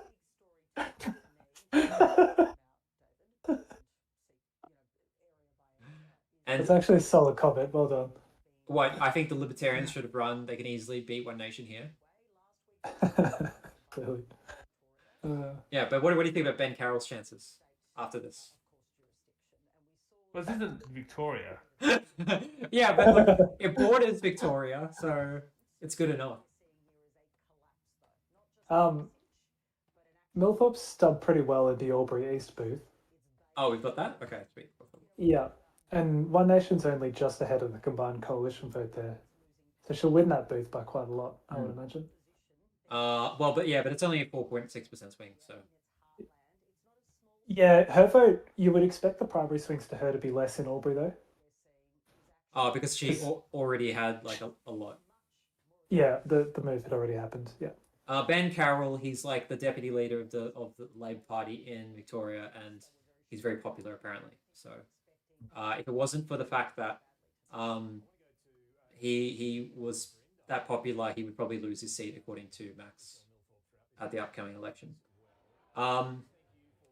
By the way, somebody was saying, would you please stop the random scrolling? The reason I'm doing that is because we're getting results coming in all the time, and I just want to make sure that I'm actually not missing anything. So I apologize though for the scrolling. Interestingly, I think One Nation's vote does continue to drop. Although I think their 2CP might have gone up. Because Albury booths are definitely helping make the results not as extreme. Yeah, she's getting a 6.6% swing in this other Albury booth, but I don't know. Maybe I think it's just a little underwhelming, particularly when she was already a 2 Canon preferred 56-44 last election. So effectively, she needs to win that like 65-35, really. Given she's not making gains elsewhere. Yeah, we had a poll about that Rod Gullick Sun 6484, and it was 50-50, but it might have just been because there was 50-50 on whether he'll leave before the next election. But it might have just been like the viewers like intentionally making it 50-50. I don't know. Okay, now the Metro Booze are coming. This is where it gets serious, boys and girls. I think it's Ogre though. Like, it's just the swings I think aren't big enough. Calling them Metro Booze is sort of, I don't know. Oh, it's got a bit like a city that's got suburbs and stuff. Still, if this was like all of Australia, we would not be calling the Albury Booze the Metro Booze. I think Max doesn't consider Albury an actual city. It's a regional city, Mm. but I'm not going to call it like the City Booze. You know, like it's. I reckon they should put But you know, it's the home of the inner city Liberal Party. I think they should put a big tram down Wagga Road all the way from Lavington down to Albury Centre. That will actually make this the city if they did that. Yeah, put it all the way down here and then across this way. That's great. That's a great idea. Everyone should consult me for public transport ideas. I think I give the best ideas. Calling Albury Metro is like calling Cupcake a wedding cake. Well, it's. I think it's still Metro. It's a city, okay? It's a city. Metro just means like metropolitan, right? That's. It's a city. It's a city. So, Albury too woke. I don't think Albury can say Millthorpe. No, it's Ogre. It's Ogre. I've called it. Okay, if Alexis Hart has called it, you know it's over. Move the capital Albury. I would be in favor of that. So You know, I thought it should have been Albury in the first place because it's like a perfect like yeah, Albury and Wagga. You should have just turned it to one city, yeah. cut down an area, and made that Canberra, and that would be sort of it would have been closer to Melbourne than Sydney, but Maybe it would have sort of been on the border of both. maybe Albury Wodonga didn't want to. Well, they wanted to design a brand new city, but also maybe Albury Wodonga. It would have meant the main route to Sydney or Melbourne would have gone through Canberra. Yeah, I know. It would have gone through the Yeah. capital. And I mean, maybe they wanted not do to. some research. Ask ChatGPT. Maybe there's a reason for why it wasn't in Albury Wodonga. It was in the early ideas, but it got dropped pretty quickly. The main was actually it was Canberra was one, and the other one was Dainty. It's a like little tiny town near Jindabyne. If I can find the name of the place. Terence Bowie says Albury needs high-speed rail first before a tram. Just do both at the same time. Yeah, but Albury is a shithole. Delegetti, this town here. See, I'll send you the link of the place. You can look at how tiny this place is. Albury East is Milford 40 and 420. You mean this booth here? That would have been one of the most remote capitals Yeah. in Australia. Yeah, but there's only like a couple of booths, right? Like this, you know. And this is only like look at these votes. It's not like it's a lot of votes. Albury was once considered for the nation's capital before they decided on Canberra. It was considered too hot during the summer months. But like Canberra's cold as hell during winter. So I mean maybe Albury is just as cold, I'm not sure. But Also, I think- Canberra can get pretty hot these days. Like it gets up to 40 here. yeah, exactly. So I think that's enough. That's a silly. I think they just wanted to design a brand new town, which is fair enough. Nope, sorry, can't watch this. Just lots of random stuff. A map that keeps being snow, but with no explanation, and talk that has no coherence. Okay, you want coherence? I'll give you an update. Okay, One Nation's won, right? It's Ogre. Everyone's saying it's Ogre. All we're doing at the moment is we're waiting for the Albury booths. So I'll explain this to you. So obviously, One Nation are doing really well regionally. They've done really well regionally. Not all the booths are in, but almost are all in, and they've won every single booth regionally, except for in Griffith, if you even count that as a regional centre. So, and the Libs are way down, Liberals are way down, and One Nation have won. So if you want coherence, I'll try to be very coherent. The reason that we're wondering so much about Albury is this is the only place that, apart from maybe some other Griffith booths, that we expect Milthorpe to do well, and she's not doing as well as she needs to make up for the fact that regionally she's getting swings against her, which she obviously doesn't need, and One Nation are doing amazingly regionally. So she is getting swings against her, sorry, towards her, but they're not enough.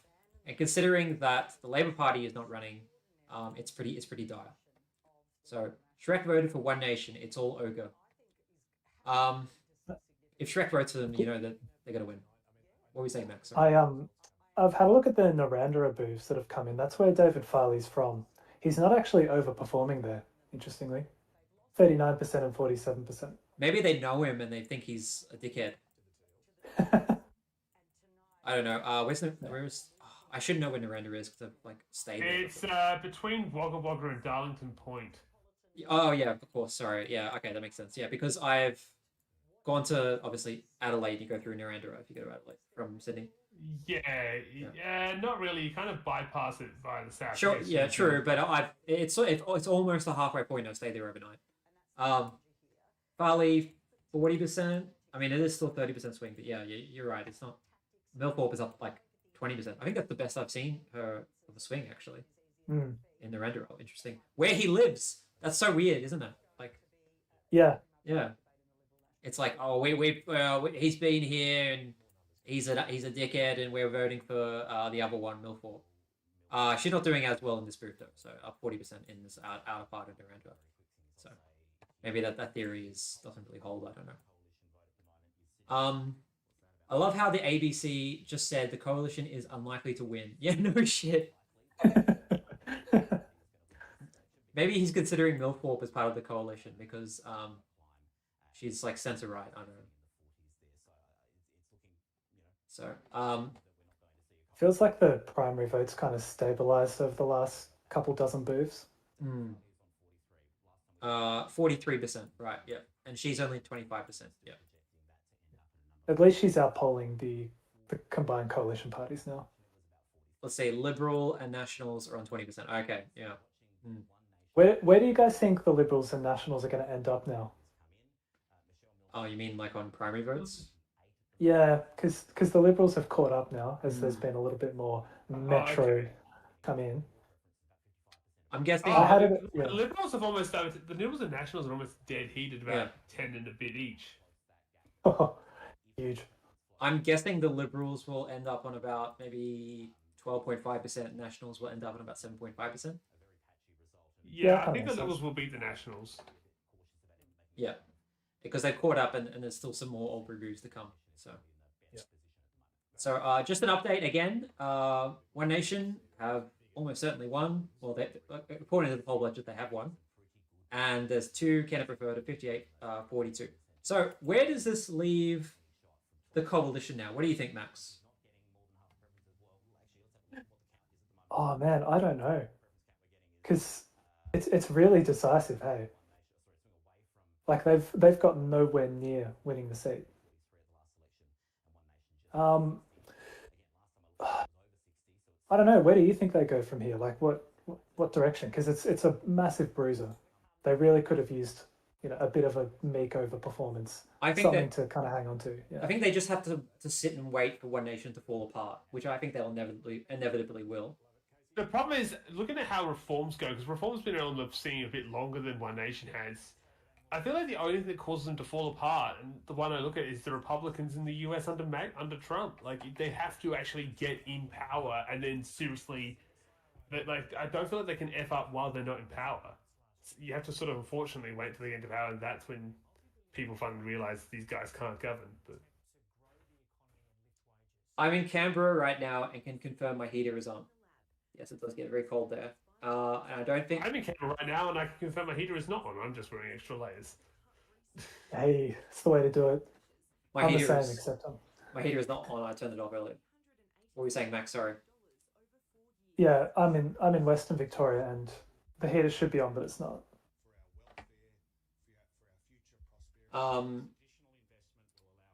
You got to unmute it. He's saying to the Dark Lord Rabbit. Wait, did he have us on mute? What are you guys' thoughts on whether coalition voters actually followed the how to vote cards or not? I think they probably largely did on these numbers. I'm sort of wondering about that too, because Milthorpe is got she won the booth here on the two candidate preferred. despite being behind, right? And most of these votes are Liberals and the Nationals don't do very well here, but I'm not sure. I'm not sure how much they followed the how to vote cards compared to usual. But they've been. Sorry, go on. You're going. Oh, sorry. I was just going to say, and I don't know how many votes stayed within the coalition ticket or just went straight to One Nation as well. That's the other one. The preference flows, it's sort of gone out again. Like, remember how I was saying it came in the preference flows? It's 56-44 to One Nation now, the preference flows. So, if Pauline Hanson died tomorrow, what percentage of the electorate would still vote One Nation? I think it would be a huge blow. It would be a huge blow, yeah. Because honestly, I think I don't think Barnaby Joyce. I think he's popular, but he's not. He hasn't got the same sort of capture that Hanson has. Like, it is kind of crazy how this whole party is basically all around the cult of personality of one person. Like, it's like. It's hard. It's really hard to think of One Nation as an ideological party, like a party that's built around a certain set of values that everyone agrees with, in the same way that like the Liberals or Labor or even the Greens are. It's really just, I think Pauline Hanson says it as it is, and is, Well, she's built a brand around her. She's built a brand. It's Pauline Hanson's One Nation. Like, people love. How old is Pauline Hanson again? She's got to be like in her 60s, right? Like in her late 60s. I thought she was north of 70, to be honest. She looks a lot older than I think she is. She's 71. Which, to be honest, that means she's... I always worry a little bit about Hanson's, like... Because, like, we're already seeing it with, like, Trump, where he is clearly, like, too old to be the leader of a country.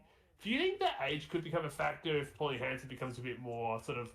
I guess she's not quite hit the 80s is when the real sundowning starts. Yeah. So I guess she should still be, like, lively and firing, at least for the next 9 years, which is roughly when all these critical elections are going to happen.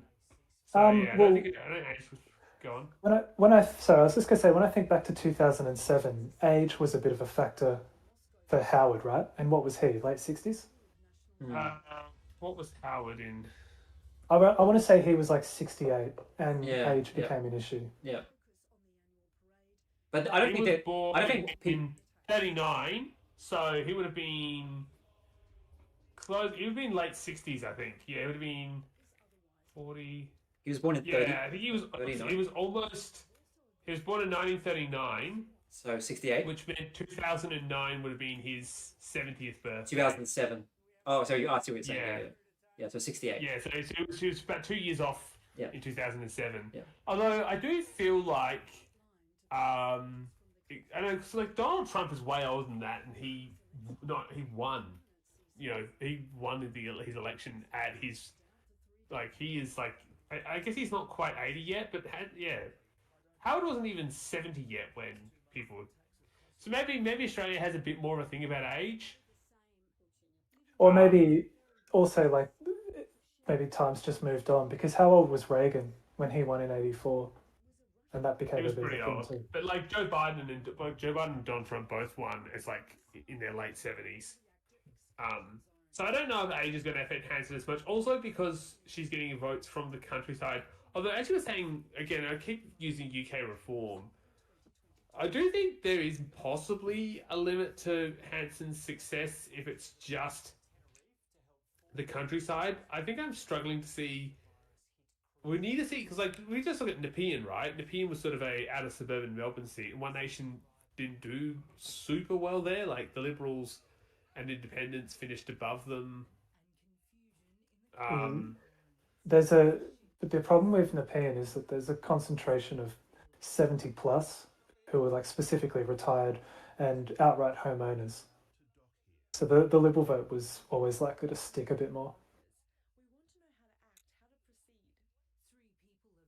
So I just want to say, sorry, I just want to interrupt because I just want to say that this person who's talking about the UK, I still think that the UK is more progressive than Australia. It's just their electoral system that makes it seem like they're more conservative, because first past the post, they don't have compulsory voting. They definitely don't have compulsory instant write-off voting. They don't have preferential. It's when you usually have in these countries, and it's the same thing in Canada, where the Conservatives consolidate under one party, and then the left wing parties are all split, or not necessarily left wing, but center left or whatever. Um, Well, that's how the Conservatives managed to win in places like UK or Canada, despite the fact that Australia, I think, is a more conservative country than either of them. just want to go back to this comment from Raw Trike 9851 asking about any rollover to the Northern Vic border electorates at the state level. So he's talking about Murray Plains and Ovens Valley. Do you guys think this will spread over the border and the Nats will have any problems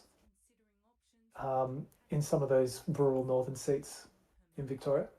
I think it's different. I think the contest is different. There's like a lot of focus on this contest, and um, I mean, and obviously this wasn't a national seat, right? It was a Liberal seat, so Yeah. I don't think it's going to be as big. I mean, obviously it's gonna. I do think that One Nation are going to do well in a lot of those rural seats. It's just overcoming the Nationals is difficult. What do you think? Yeah, well, with Murray Plains, Peter Walsh's seat, he's retiring. So Hmm. I could see One Nation taking that seat, but I don't think they would take Ovens Valley personally. Okay, So yeah, go on. there's a couple of comments here that I like. There's one from someone. Oh, why doesn't Labor act on immigration? Um, I think it's They have. because okay, maybe they have a little bit. Like they cap student numbers. I know the number of student numbers. They didn't cap student numbers because Liberals blocked that, but they tried to. But I know that the number of student visas is down. Um, and obviously the net overseas migration is not as high as it was, but it's still higher than it was pre-COVID. Why don't they act on immigration? Because I think that they know it's going to be harmful to the economy if they do something about immigration, and whatever they do is not going to be enough. And I think I hold the opinion that most of the immigration crisis is about cost of living. It's about people believing that immigration has caused all prices of everything to rise, especially housing. So Labor is aiming to fix that issue and hoping that the immigration thing just sort of goes away a little bit, especially if One Nation fall apart. That's the vibe I'm getting from Labor. Um, and I think One thing we haven't seen in either of these two elections is what happens when Labor is on the ballot. Because both Nepean and this election have obviously been Labour-less elections, and I'm curious to know if there is more consolidation around, like on the negative side, if people hating Labor makes them coalesce around, say, the Liberals or the Nationals, or if Labor's on the ballot, more people vote. Like, because there could be a possibility that a lot of Labor voters aren't even showing up today. Like, they're just not voting. They're not voting for Millthorpe. They're not voting for Greece. They're just not voting. I don't know what what happens in Labor. I don't know what the turnout is. I don't know what the turnout is. We're not going to know until way yeah, later. yeah. By the way, they've just passed half the boots reporting. Okay. And the result has changed Just a bit. primary vote, not two-party preferred. Okay, we've not got another Albury booth in. This one's from West Albury, and I'll see what it's like. I think there's a couple new ones because the Albury Central one I think has come into, or just the one that's called Albury at the very top. Right. You're right. The Central Albury one is coming. Milford up 5.7%. Farley up 23.7%. Yeah, I don't think it's enough. And Greens are down 4.2%. Like, it's nowhere near enough. It's ogre. It's so ogre. And even One Nation is winning an Albury booth. Look at this, by 4.4%. Lavington. I think I think Lavington. Well, this one I'm kind of curious. I think Lavington's sort of like the lower socioeconomic part of Albury, as far as I know. Yeah, she won it by 6% last election. Right. Wait, what's this? Hume. Did we see this earlier? But yeah, it's not enough. So why do I have a crown and number one after my name? It means that you're my number one top fan. That's what that actually means. I think it means that you either comment the most or you have been to the most amount of streams, because I do recognize you, Alexis Hart, from other streams. when I was in the UK last year, there was a St. George Cross everywhere. I'm not seeing many Southern Cross flags around Oz. You mean like just the flag of the Southern Cross? Yeah, I don't know if that's something people fly here. The- Train operators tend to fly it because it's like they use it as a symbol of unionization. oh, you mean like do you mean like the Eureka flag or whatever? the fuck? Yeah, that's the one that's like the five, Yeah. 5 stars connected by white lines. You know, See like that around Ballarat. oh yeah. Yeah. You know, some people think that should have been the Australian flag. They should have just made it the Eureka Stockade flag. But maybe it's too lefty. So I think if Whitlam didn't get cooed, he'd probably make that the Australian flag. Um. Hey, like Greens are still behind legalized cannabis. Oh, really? Let's have a look. Yeah, 0.7 behind, and the Liberals have gone ahead of the Nats. Oh dear. Oh dear. How much is to get your deposit back at 4%, right? Yes. Legalized cannabis is going to be hoping some more booze will favor them. I think it's probably not going to happen, but we'll see. Yeah. But this It is looks gonna, like only 4 of them are going to get their deposit back. yeah, actually, like the Greens, I feel like almost always they get their deposit back, right? And I mean, I know this is a by-election, there's a lot of candidates, but I don't know. It just seems like a very miserable result for them, 2.4%. So it's the what's it called? The people keep calling it the Larissa Waters effect. Have you heard this before? They call it the Larissa Waters effect, like the Greens suck now or something because of that. I think that's what they're I've not implying. heard that. Maybe I've been on Twitter too much, but next PM of Australia needs a broccoli haircut. Well, the boomers are all going to die soon, so when that happens, we might get a Zoomer PM, and that's when the broccoli haircut and the 6'7" and the skibbity toilet comes out. Maybe when that happens. Gina will forever hold the puppet strings and the purse strings. So it's true. Whoever Gina wants to be Prime Minister, they'll become Prime Minister. What actions did Dems and Labor make on immigration? Dems? You mean like Democrats? in America? Look, I don't think that Labor have done that much on immigration. I mean, obviously, as I said, net overseas migration is a bit down, but it's clear that they still want to keep a pretty high intake because they think it's good for the economy, which it is. I'm not saying that necessarily that helps everyone, of course, but like as a sort of a net good for the economy, immigrants do that. They tend to, yeah. Labor isn't going anything meaningful about housing price, and it's cussing people over to One Nation, unfortunately. So I'm just going to briefly talk about house prices, right? I've been watching these guys get really annoying because I post almost every day in the group chat we have what's happening with the Cotality Daily Home Value Index. I've been watching this very closely, right? And I'm waiting for a day where Sydney, Melbourne, Brisbane, and Adelaide, not Perth, because Perth just keeps going up forever, right? But I'm waiting for a day where all 4 of these are going down, and that's when I'll say, yeah, we're something's happening. That hasn't happened yet. There's been a couple of days where 3 of them have gone down, but there's been no days where all 4 of them have gone down. So obviously today, not much happened. Melbourne's been crashing for a while. We go back to the Daily Back series, right? Like the peak was in November. Sydney's down here. Melbourne is so cheap compared to everywhere else, at least according to this index, right? Melbourne, again, same thing, November. This is I think it was before the interest rate hikes. But it was after the inflation data came out, and I guess people were sort of expecting that they would hike the interest rates.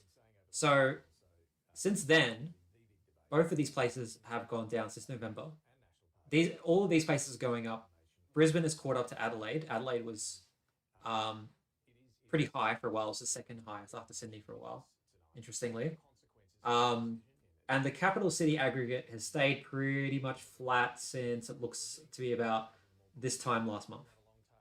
So it looks like at the moment that things are flattening out, but as for everything going down, not happening yet. But I think Labor, I think Labor wants things to go down. I don't think they want things to go down a lot, but they do want things to go down enough that they can say that they've to make people feel like they've done something. They won't say we wanted house prices to go down, but they're hoping that people will feel like things are better. Um, but there's a lot of talk of negative gearing, rents going up. So if that happens, if rents do go up, then I think they're going to be in trouble as well. So it depends on really what happens. We're now up to 26% counted, and the trend is still very much held, I would say, from the early count. Where do we think One Nation's vote ends? Above 40? Yeah, I think just above 40. I'm guessing, yeah. Yeah, Thoughts I'd just agree under with 30? that. Yeah. And I think they'll finish with over 56% two-party preferred, probably pushing more like 57, 58. I don't think they'll get to 60 though. So your prediction was pretty much on the ball, Max. It seems. So Oh, you, for once. yeah, you maybe underestimated One Nation a little bit, but I I think feel like, yeah, which is interesting because at the time I put it out, I thought I was going a little bit hard on them. Like I thought maybe I was leaving myself open to another underperformance. So it's interesting that yeah they might overperform that. Most of the comments were people saying it was going to be like neck and neck between One Nation and Millthorpe. David Farley's Australia First Party. Yeah, well, I did say earlier in the stream he might join Joe Reddick, but that was stupid. He's just going to go independent if he quits. Better Gina than China. What do you think about that, Max? Better Gina than China? Do you agree? I don't know. Why not? Who's Walker, by the way? Do you think Walker would defect the DFAP? What's Walker? Who's Walker? Oh, by the way, I love that the party's abbreviation is DFAP.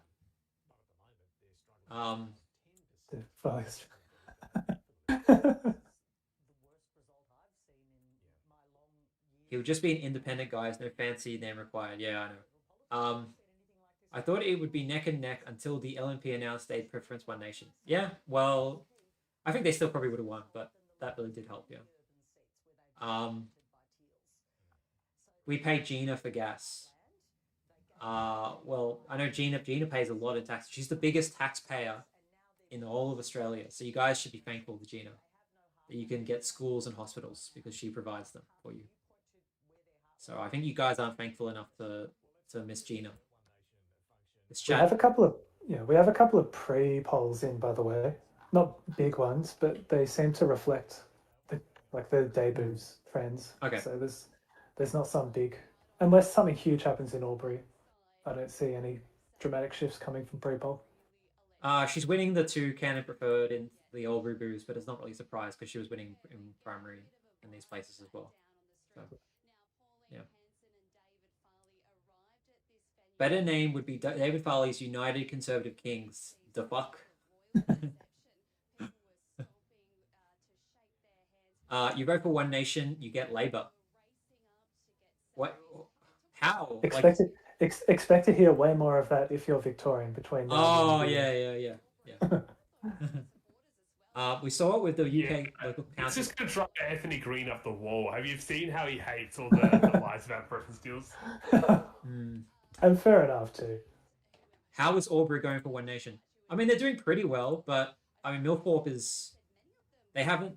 Oh, they won a booth on. I mean, sorry, they got a primary. They were ahead of primaries on this booth, which was pretty good. Because people sure there's what, like 60,000 people that live there, and there's a university, but it's still it's a regional center. It's not. Yeah. It's not a city. It is a city. What are you talking about? It is a city. It's not like a capital city. Oh, of course, yeah, but it's not like a Geelong or a. Also, I'm pretty sure the population of Albury Wodonga is about 100. I mean, okay, sure. Just Albury is maybe only about 60,000, but together they're 100,000. So it's a city, okay? It's a city. I think. Yeah, I know it's a city, but it doesn't vote the way capital cities do. Yeah, okay. You're right. Well, that's right. It wouldn't. You're not going to get a Green elected to the seat of Albury, like in the state, like in the state, it's a liberal seat, liberal heartland, and it's like 50% primary, right? Like it's a safe liberal seat. Do you think that Michelle Millthorpe is done after this, or do you think she's going to run in the state election? What do you think? you think it's Ogre? Oh, sure. Would she like who would donate to her? Would she Oh, really go again? yeah, yeah. This was our biggest shot. Like I guess there's sometimes the problem that it's a bit of a similar thing in America. Like the high profile underdog never wins. Like that's what I was talking about earlier about independents that almost win and then fail next time. Because when they come next time, like the major parties are like, oh, we got this popular independent here. We're going to throw everything at stopping them. Because the independents that normally win are the ones that sort of come in under the radar. And the second that she was sort of on the radar, everyone was going to go after her. What's the name of the Australia First Lady again? Australia First Lady. Yeah, not sorry. Australia's Voice. Sorry, my bad. Is that Fatima Payment? Yeah, Fatima Payment. Yeah, yeah. Okay, yeah. Right. Him and David Farley have a lot in common. If Gina's so great, why does Farah have a hospital problem? Does Aubrey actually have like a hospital, or do they just have a? Yeah, that was a huge campaign issue. What They is what they is have this? they have well they have a hospital that is being redeveloped, and um, there was like issues with the staff and the management. It was huge. So they do have a hospital, which is not very good. Yeah, and there's some sort of weird thing about how it's funded too, because I think it's at least partly funded by Victoria. Vote Canada Australia Party, get Fatima Payment. And that's just sad that it's funded by Victoria. You know, I don't like it that the V line runs. You know, the five. I know it's free now, but it was $5.50 all the way to Albury. Why is Victoria subsidising New South Wales? That Victoria, as a New South Wales person, we should be self reliant. Now they voted One Nation. Gina will build it herself. Right. Gina is going to come down and donate and hire the tradies personally herself to build that hospital because she knows all the best tradies in the area. Vote Fatima Payment for more Gen Alpha brain rot speeches. We have to get her over the line, guys and girls. I agree with this. This is. I need to see that again in Parliament. So I joke, but I actually did vote for Australia's Voice first at the last election. So, you know, I'm not really joking, I guess. There's no. I had no better alternative. All right, it wasn't that I thought that Fatima Payment should be prime minister or something. One thing I've just had a look at, the informal rate is 6.5%, Right, is that higher than which usual? is it's actually it's down. lower than usual, despite the concerns about like the long ballot or whatever. That's interesting. That's really interesting. Yeah. Compulsory preferential voting wins again. Well, if we had first past the post, One Nation still would have won. So maybe we should get rid of compulsory preferential voting because it's a waste of time. We have to count all these preferences for no reason. How do you reckon this seat looks going into 2028, assuming that Farley's still with One Nation? Like, would some sort of independent go again? Would everyone else except for the Liberals run dead in the hope that they'd win it back? Like, how does it look, do you think? Well, it depends what the relationship is between the Liberals and the Nationals at this point, because at that point, sorry, because like I can see the Nationals maybe trying to run again as well, and they got almost as much as the Liberals, which I mean is extraordinary given that Liberals held this for so long. So I think the Nationals and Liberals will both be running and they'll both be trying to beat One Nation and everyone else. I think the Independent, she might give it a go at the state election, the Albury seat, but yeah, I don't think it makes sense to run again unless something really shocking happens with David Farley. I'll tell you who got this right. The Albury state member who decided not to run here. That was a good call. Yeah, oh, that's right. The one. Dalton. Yeah, no, was it? Clancy, I thought his name was. Oh, okay, because like Helen Dalton is the member for Murray, which I think is it's sort Yeah, of that's what I was thinking the of. the Nellicon area, sort of that sort of not the Albury area, the sort of middle part of the electorate. Um, and she was possibly being courted by One Nation, and she said no, nor did she run as an independent. I wonder, she might have done pretty well as an independent because she probably wouldn't have been backed by Climate 200. Definitely not. But Yeah, yeah, that I would do have feel made like the it's race been so good. competitive. That would have made the race super competitive, I think, because a lot of prospective One Nation voters might have voted for her instead.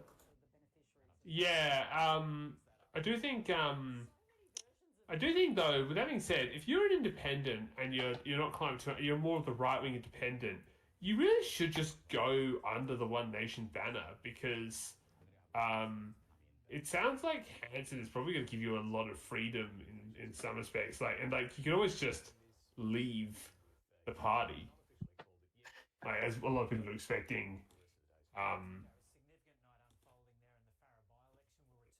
keep getting his name, David Farley, to do. Someone's wondering in the comments if I'm joking about Gina being a feminist icon. I'm a lefty, of course. I'm being serious because like she's done so much for feminism, right? Like she's like what the uh richest woman, richest person in Australia, right?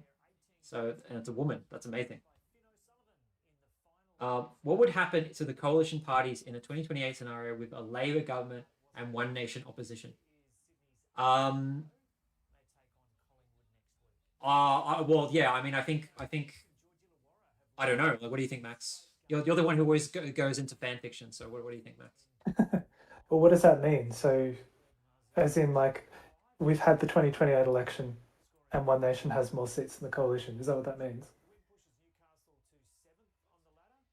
They'd hang around. Like, the UK Tories are still around. You're just waiting for that implosion. Playing the So long game. ABC is just showing sports now, but I'm wondering if we might get some kind of speech or something, or is that too weird to expect? Well, how are they? Like, are they going to be invited? Are they going to be able to broadcast from the One Nation campaign? They should. Oh no. Well. Oh, you're right. Actually, sorry. Yeah, it's ABC. Yeah, that's right. Yeah. Didn't they have some issue this morning where their reporters got kicked out of a presser? I don't know. You tell me. Look it up. Let me put on ABC for a bit and just check if they've actually done a victory speech. David Farley victory speech. Uh. He hasn't claimed victory yet, from what I can see. Oh, okay. Okay. All right. Whatever. So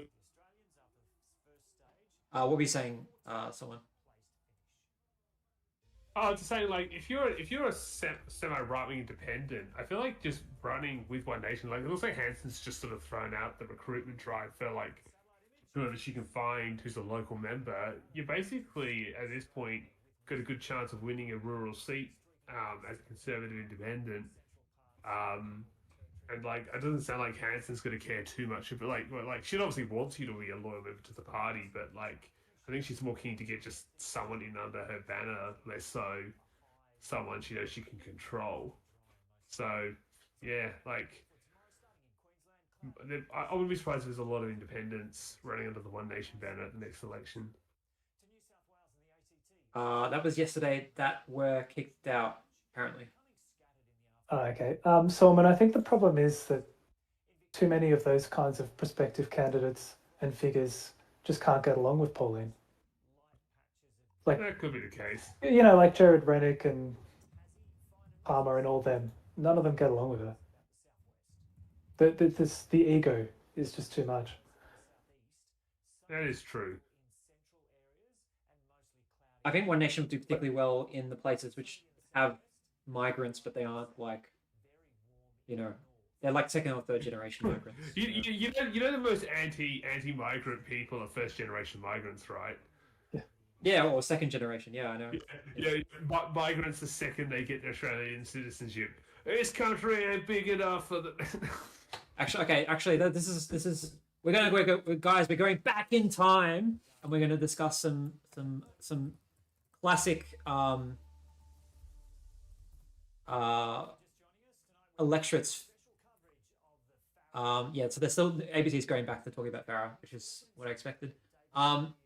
Wherever, right? We were expecting that maybe the Libs had a chance last election, right? Me and you, Max. Yeah. And how do you think One Nation's going to do in a seat like this in Werriwa? I'd need to look more at the demographics because there's a bit of a Muslim vote there, Yeah, right? there But is. there's also There is. Yeah, yeah. but it's also like a lot of is there a lot of Southern Europeans as well? I think there is. Yeah. Yeah. Yeah, I remember there was like a story about Werriwa, and one of the families that they interviewed was some like Southern European family. Um, I don't think they have a critical mass in Werriwa. hmm. Well, there's also McMahon, which is Chris Bowen's seat. Like One Nation are going to be really desperately trying to get this one because Chris Bowen is like literally the devil for left wing people. Chris Bowen is like the devil. He's like they hate him way more than Albo. I should know this. My mum is conservative. She's a One Nation. She's been a One Nation voter for 30 years, and she really despises Chris Bowen. I think she thinks he's the worst person in politics. Maybe Not Pauline Hanson. maybe worse than the not, Greens. not Penny Wong. No. Chris Bowen is the worst because of his obsession with renewable energy. So, Yeah. Demographics. Arabic 12.8%. All right, well that might mean Chris Bowen's safe if it's Arabic 12.8%. Actually, I did have a question I do want to ask you guys about a potential One Nation government. Do you think they would stop renewable projects or stop stop government funding and just let renewable projects be funded privately, like actively discourage renewable projects, or like actually start tearing down wind farms and such? Well, once you've got the wind farm, is it worth tearing it up? Like, doesn't that? Well, no, it wouldn't be, but it wouldn't surprise me if you're so religiously against renewable energy that you start like just as in spite destroying them. Maybe I've got such a low opinion of One Nation. I think they'd actually do that. I feel like they would just start building like coal stations or something. Yeah. I don't think they would tear down what they already have because they know that it wouldn't be good for the energy bills either. You know, but they definitely wouldn't be giving handouts for batteries. That's for sure. So Max, you shouldn't vote One Nation because I know you love your batteries. But I've already got it. Well, maybe you want another one. Maybe you want 2 batteries. I don't know. One Nation's gonna come and like rip my. Oh, that's right. Exactly. Yeah. No, we can't have that. We can't have that. Yeah. Okay, so just an update, everyone, what's going on, because I'm starting to go off sort of track of the actual by-election. One Nation have won. Michelle Milthorpe hasn't done as well as she needed.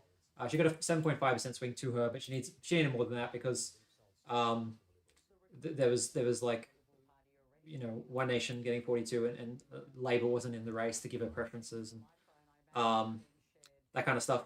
So yeah, so it's over for her, and One Nation have won. This is the first time that One Nation have won a lower house seat. Under the One Nation name. Under the One Nation name. Yeah, Oxley used Pauline Hanson won on the Liberal ticket, although she was disendorsed before she was elected. Yeah. So that is, I would not count that as a One Nation win.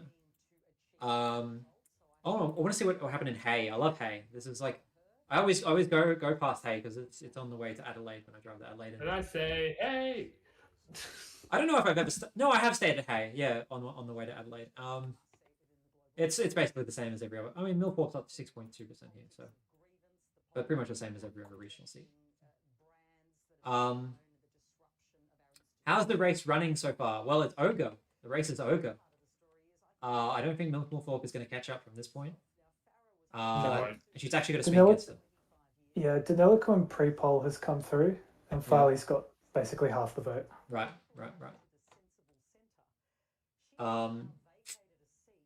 I think Millies will gradually climb to 30 while One Nation slowly sides down to 40. Yeah, well, they have gone down a little bit since I talked, I think, but I still think Yeah, that they're not going to win like the close to 50% of the first preferences like they initially look like they will. no, they'll probably get around 40. I think probably just over 40. Elite reference Sorman says the worst person you know. What was he talking about? Hey, Oh, surely it's hey. I started just mentioning, I was doing the Arthur theme song, and I say, "Hey, what a uh, wonderful time today!" only millennials will know this. Actually, that show went for like 25 years or something. It only finished a couple of years ago. Actually, the only thing that came out of it was the meme of Arthur clenching his fist. Oh yeah. Yeah. I told you not to touch it. I feel like Gina was raised like a son, being Australia's richest person, and a woman doesn't mean much when her wealth is inherited. What do you think? What do you think, Max? Do you agree with this person? All I'll say for Gina is that she provides. I do admire like her provisioning for Australian sports in terms of the way she directly funds a lot of athletes and their programs. I like that. That's all I'm saying. All right, I'm going to make a poll. What seats do you think I should put on the poll? It's about if with One Nation Party we're going to win a seat in Western Sydney. Where would they win it? Um, it's so tricky because it doesn't feel like there's a federal seat that kind of takes in all of the areas they do well. The only one that really comes to mind for me would be Hume. Feels like Hume would be like a target seat Isn't that a rural typically. seat though? That's Th- literally Angus Taylor's seat. Yeah, it's like it's got like pictures. It's like the foothills of It the blue it of the Blue it Mountains. does contain some of Sydney now. It used to be more rural, but it changed to being having some parts of Sydney in it. I still feel Well, like if One Nation was to win it, it'd be because they um they won big in the rural regions, um Okay, over sort of Kansas City area. okay. I'm just gonna. I can only put four options. Unfortunately, I would have put it like a somewhere else option, but I can't do that.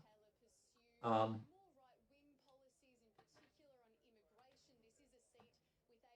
because I feel like they would do really well at the Hawkesbury end of the Blue Mountain seat, which I forgot the name of. is that it's not MacArthur. No, it's Macquarie, right? Macquarie, that's Yep. it, Macquarie. Hmm. But like they would bomb in the actual Blue Mountains part. I have a friend from Macquarie. I'm curious about what he would say about that. Susan Templeman would have to retire as well. Humans technically out of Metro. Yeah, technically.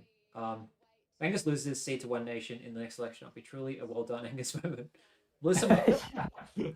Melissa McIntosh is an incredible local PR engine and local media in Lindsay. Right, fair enough. Don't worry, 2028 energy will be free and everyone will love Bowen. Yep, it's all going to be fixed in 2 years' time. One Nation can't win the prime ministership. Almost, approval ratings have gone up in the last month. That's It true. was at He like he minus, has, yeah. it was -13 and now it's like -8 or something. Because people they were saying that it's probably because he looks like he's doing something with when he was going on those Yeah. meetings about the the gas and stuff, petrol, those Looks international like meetings. looks like ABC's called it, by the way. Yeah, they have. They did Really, a it took them this long. Yeah, I don't know what they're doing. I, But I think they I I think they wanted to wait. So I think they wanted to wait for a couple of pre-polls just to make sure the trend held. was I was gonna say I was about the one Albo's approval ratings and stuff. I had heard another thing about the gas tax. If Labor was going to potentially have the gas tax in the bag for a potential election budget, like just before the election, they'll be like, "Hey guys," either they'll announce the gas tax right before the election, or they'll announce if elected they will pass a gas tax. They probably might do it before the election rather than risking One uh Nation ammunition. But I had heard that was a possibility. yeah, I think maybe they'll wait until next year to do the gas stuff. They're gonna wait until we're not in such a big petrol crisis, you know. So it's just too risky at the moment with the whole petrol being like $1.80 a liter after the fuel excise thing. It does seem funny to me that that Joyce. So we're talking about this because Barnaby Joyce mentioned Western Sydney, right? It feels weird to me that that would be like the suburban area he would call out. Like, why not northwestern Melbourne? Why not northern Adelaide? Either end of Brisbane, northern Perth. Like, I don't really see why he said Western Sydney in particular. Yeah, Spence in South Australia. Yeah, I thought One Nation would do well last Fed election there, but they didn't. But I think, yeah, now that might be something that Labor will have to seriously worry about. Oh, I think they're doing the victory speech. They're doing really? the Really? victory Okay. shot now. Oh, cool. Oh, okay, sweet. So ABC got access. Nice. As we wait, an interesting song choice. You're the voice. It was the theme of the voice referendum. Oh, they're playing Yeah, John Farnham. Farnham actually gave Yeah. him permission. He'll love He's that. actually seeing Pauline Hanson dancing on stage. Well, There's a dance. Yeah, absolutely. And you can just see the excitement there for Pauline Hanson, who, as you mentioned earlier, has been through a lot in her long time in politics, has often been written off as the fringe player. But here, winning a lower house seat, you can sense that vindication coming through the screen there, can't you? Well, it's the coronation of One Nation in the lower house, isn't it? I mean, this is a big victory for her and also a big vindication of her recruitment, I think, of Barnaby Joyce, who she recruited, who was obviously very disgruntled with his treatment in the Nationals. I think there are so many recriminations and so much soul searching about the loss of Barnaby Joyce, who David Littleproud had really ostracised in many ways. That gave him a permission to go and seek another political party. There was a tangible difference to that recruitment and the sort of momentum that One Nation was able to build. He's part of this story too, not just Pauline Hanson. There has been, I think, a legitimisation of One Nation since that moment as well. Yeah, there are many building blocks along the way to this moment, and that's a big one. Barnaby Joyce's defection, the legitimacy that did give amongst Conservative voters to Well, what he'd had been a Deputy one Prime party. Minister. Been a Deputy Prime Minister twice. You've also had not just their surge in the polls, but what was going on in the coalition since the last election as well. Two splits between the Liberals and the Nationals. The tearing down of Susan Lee after just 9 months in the job. The rolling of David Littleproud.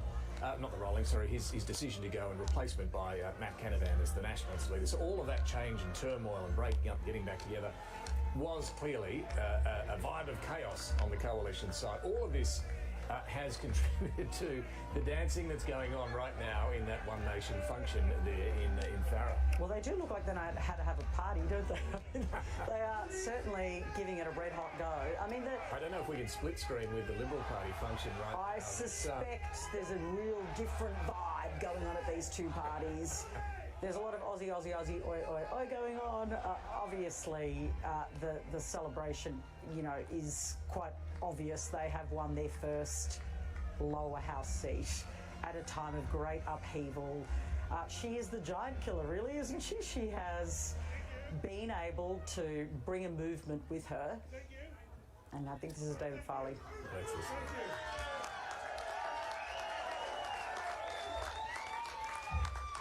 This evening, first of all, how humbling this is. It's seriously humbling. We've spent 13,000 kilometres across Farrer, across the 126,000. We listened, you listened, you agreed, and you spoke tonight. So thank you, Farrer. What are we doing tonight? We're like a mason with a chisel and a hammer, and we're recarving the letters into the Australian democracy. One Nation has reached the end of its beginning. We're going through the ceiling from here. The biggest achievement, I think, that my career has delivered to me, but it's also the most passionate, most euphoric experience I've had. It's a job that I've got, and that job is for you, and you, and you, and all the way up to Pooncarie, all the way up to Hillston, all the way across to Holbrook, all the way down to Golgol, all the way through to Balranald and Hay, and right along the Great Murray River, and then back here in Albury.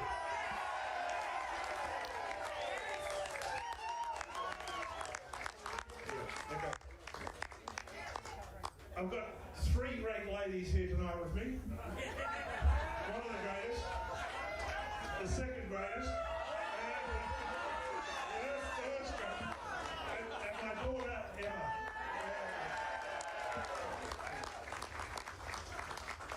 I've been incredibly fortunate to have a powerful team of volunteers and a powerful team of professionals behind me.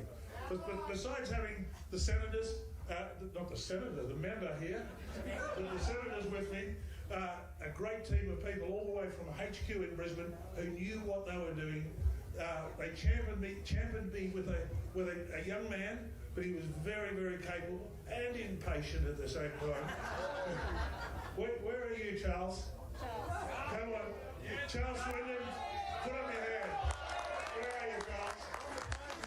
Yeah. Charles?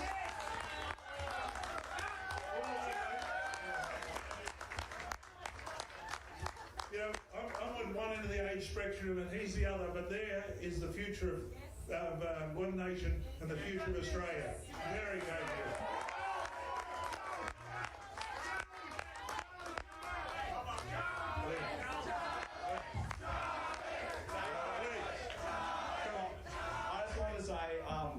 David going to say thank you to me. Yeah, that applause when there's a whole contingent of volunteers over here, Mick, Ray and Brenton.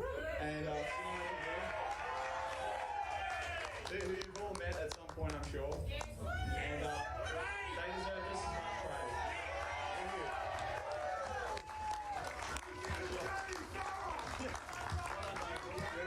Thank you.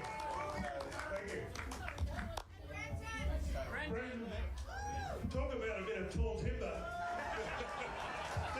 This guy and I have been together now for nearly 2 months, side by side, arguing as we travel along. I'm going to wake up on a Monday morning and go, where's Brenton? What a great Australian, what a great mate to have, but what a professional at the same time. The success is in the whole team. And the whole team is just not here with us tonight. It goes all the way up to Guy Cooper out in the southwest corner of the electorate, all the way up to Annette Smith, Julie Lawrence, Sandy Simons in Hay, all the way around to even my dear sister in Narendra who ran a booth, Paul Mooney in Griffith, Joanna Brigatini, Sue Weir, Louise Burge. The names go on, and I saw, where is the bearded man? Anthony. Where's Anthony? Yes, up here. Yeah. We've got the old wolf blaster. Yeah. But there's many, many names. And the success doesn't come to the individual, it comes to the team. And it takes team captains, but it takes a team to deliver it here. So thank you to the Farah team. Thank you.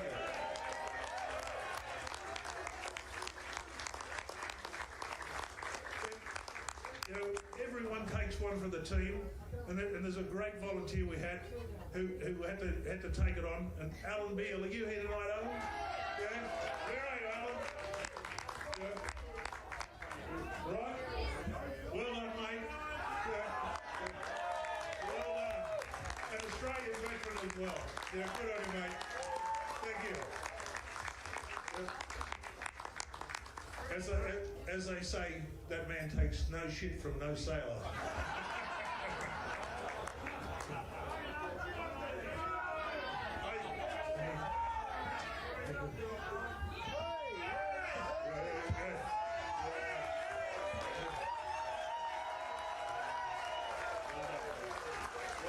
James Patterson, can I introduce you to Australia? Yeah. To all the volunteers, let's use this step. Build a network, and when we go to the next electorate, we all work together and we get this nation back.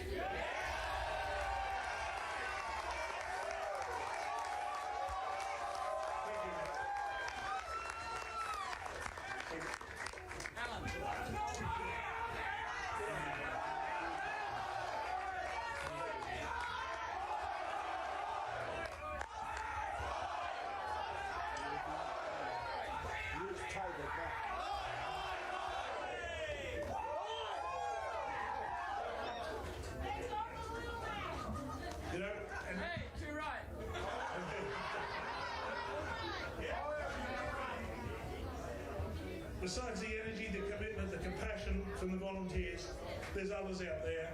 And we're quite proud to say that we've taken a campaign. They cost a lot of money to run. They're not cheap. But the good thing about our campaign, when you look at where the money came from, the majority came out of Farah itself. There's no... We got it done. That's exactly right. We got it done.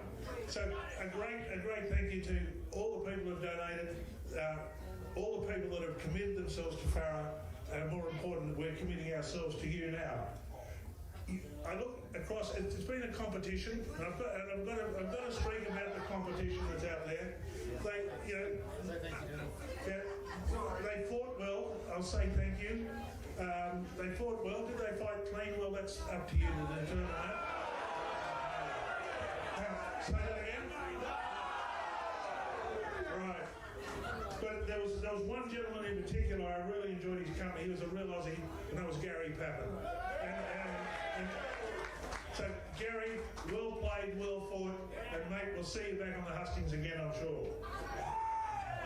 So what is our job now? Yeah, that's exactly right, and that's what we intend to do.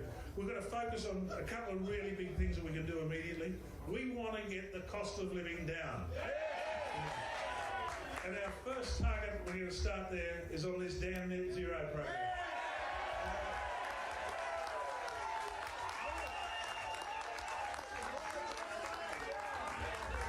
It's going to be pulled down, wrapped down, and kicked out.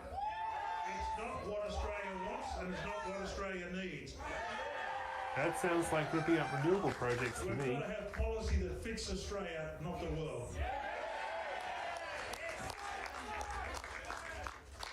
We've got to go back and address our water. The water needs to be ours. It's got a purpose, and that purpose is to grow food and create jobs, create manufacturing, and put resilience back into our regional communities. So water's on our agenda.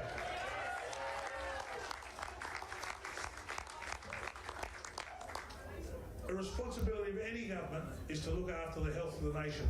That's you.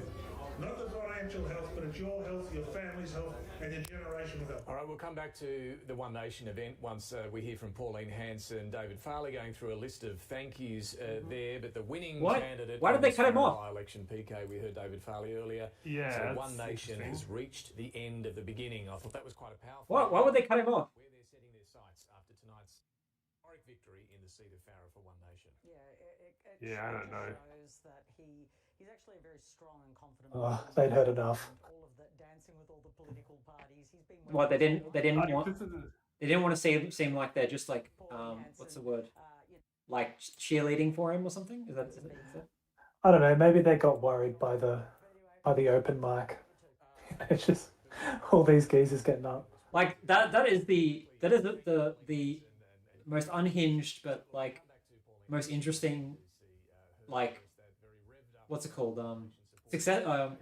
What's it called? Victory speech. Yeah, that I've seen that I can remember actually. What the latest count is showing us, you called it about nearly half an hour ago, Casey. But Yeah, they're usually more polished than that. Yeah.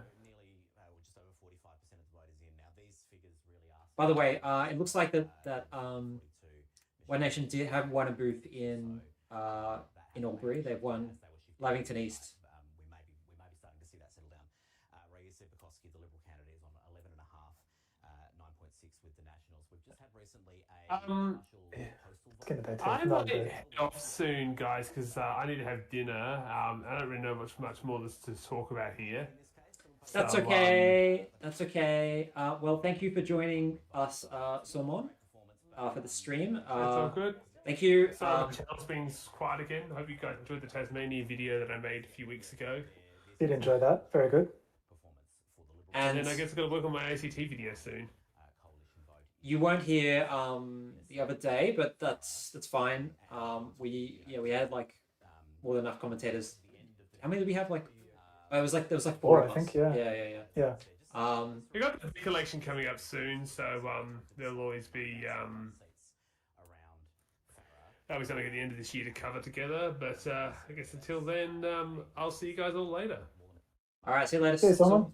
Bye-bye. Thank you. Bye. Again.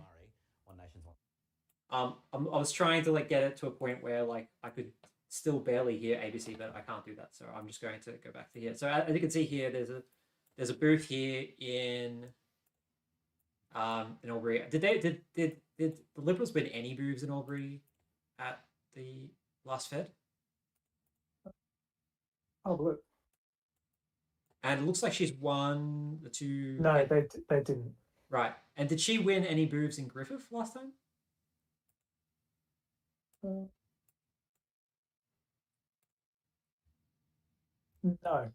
Oh, okay, so she's done better in Griffith, but she has underperformed in Albury, it seems, because One Nation have managed to pull 1-2 candidate preferred result off, and they're ahead by like 7% as well. So yeah, and there's some blowouts in the small rural booths too. Right, yeah, of course. Do you think the crossbench will be more centrist socially after this result? Oh, as opposed to progressive, like socially? Well, I think they should be, but I mean, are you talking more about like climate issues? Because this is like sort of. I mean, I think that like he went to net zero first because he knew that the climate issue was sort of the top issue, and obviously Michelle Northorpe getting a lot of funding from Climate 200. Yeah, I feel like the only way One Nation's... Oh, I should really keep this up just in case. Oh, she's speaking. Sorry, I'm sorry, everyone. I apologize. We have been a great team working together, and very much so for your benefit and for our future generations. David has outlined quite a few of the issues he wants to address. And I spoke to him today about the first one we're going to start tackling is the agricultural sector in this electorate.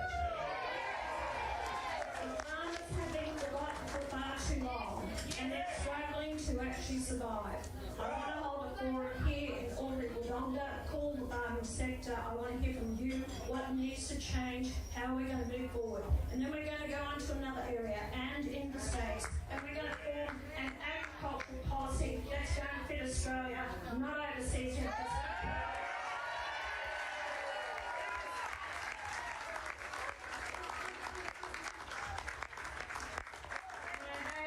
Of this country and the mining industry, and I will be releasing my gas policy after this week coming, and we have consulted with the gas industry. What I want to do is put money back into our pockets from the gas industry. They are our resources, and it's been given away. But what I want is a system where we will own part of that equity share in the exploration and of gas. So we are not just going to allow them to take it. That money will then be put into a fund where no future governments can just willy-nilly give it away to other countries, waste it, get rid of it, but that will pay down our debt and give us the facilities what we need.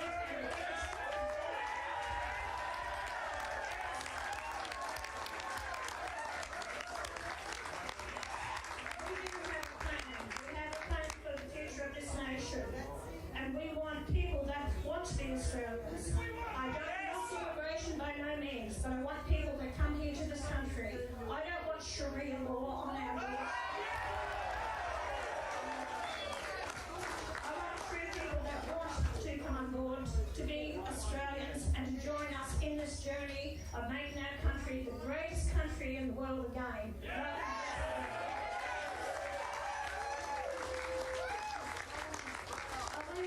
Thank you to the volunteers that are here today. Without you, this would never have happened.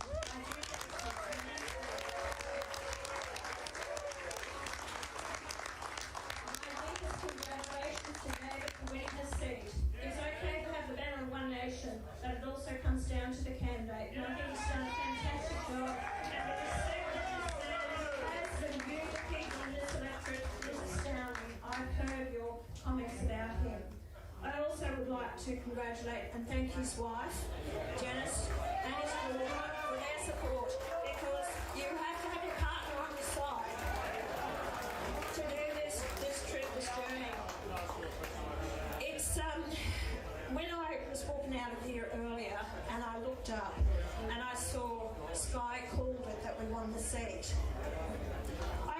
tear in my eye.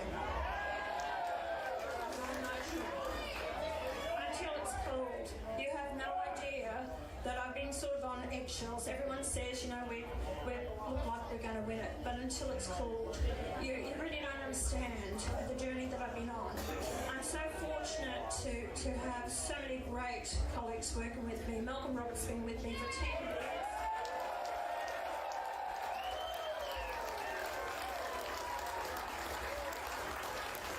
And the media and everyone want to say they all walk away from me. They don't.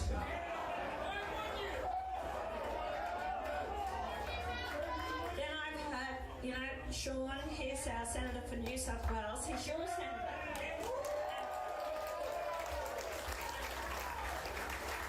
Sean's been with me for nearly 10 years, so another one who stuck by me. I can be a tough boss, I will tell you. I don't put up with any SHIT. I call it out. And then I have here Tyron Whitten, our Senator from WA. You can see there he is, a very proud Australian wearing this Australian shirt. No doubt about that. And I can't forget our latest team recruit.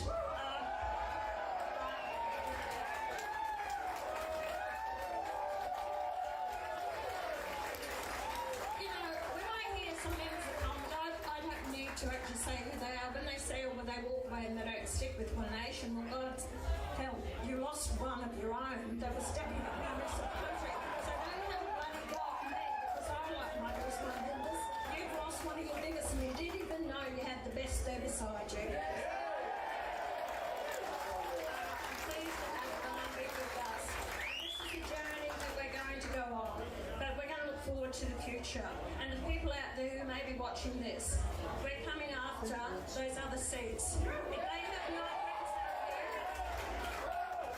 you are not going to be the forgotten people anymore. We are proud Australians. We want our country back. And that's what One Nation is about. That's why I named the party One Nation.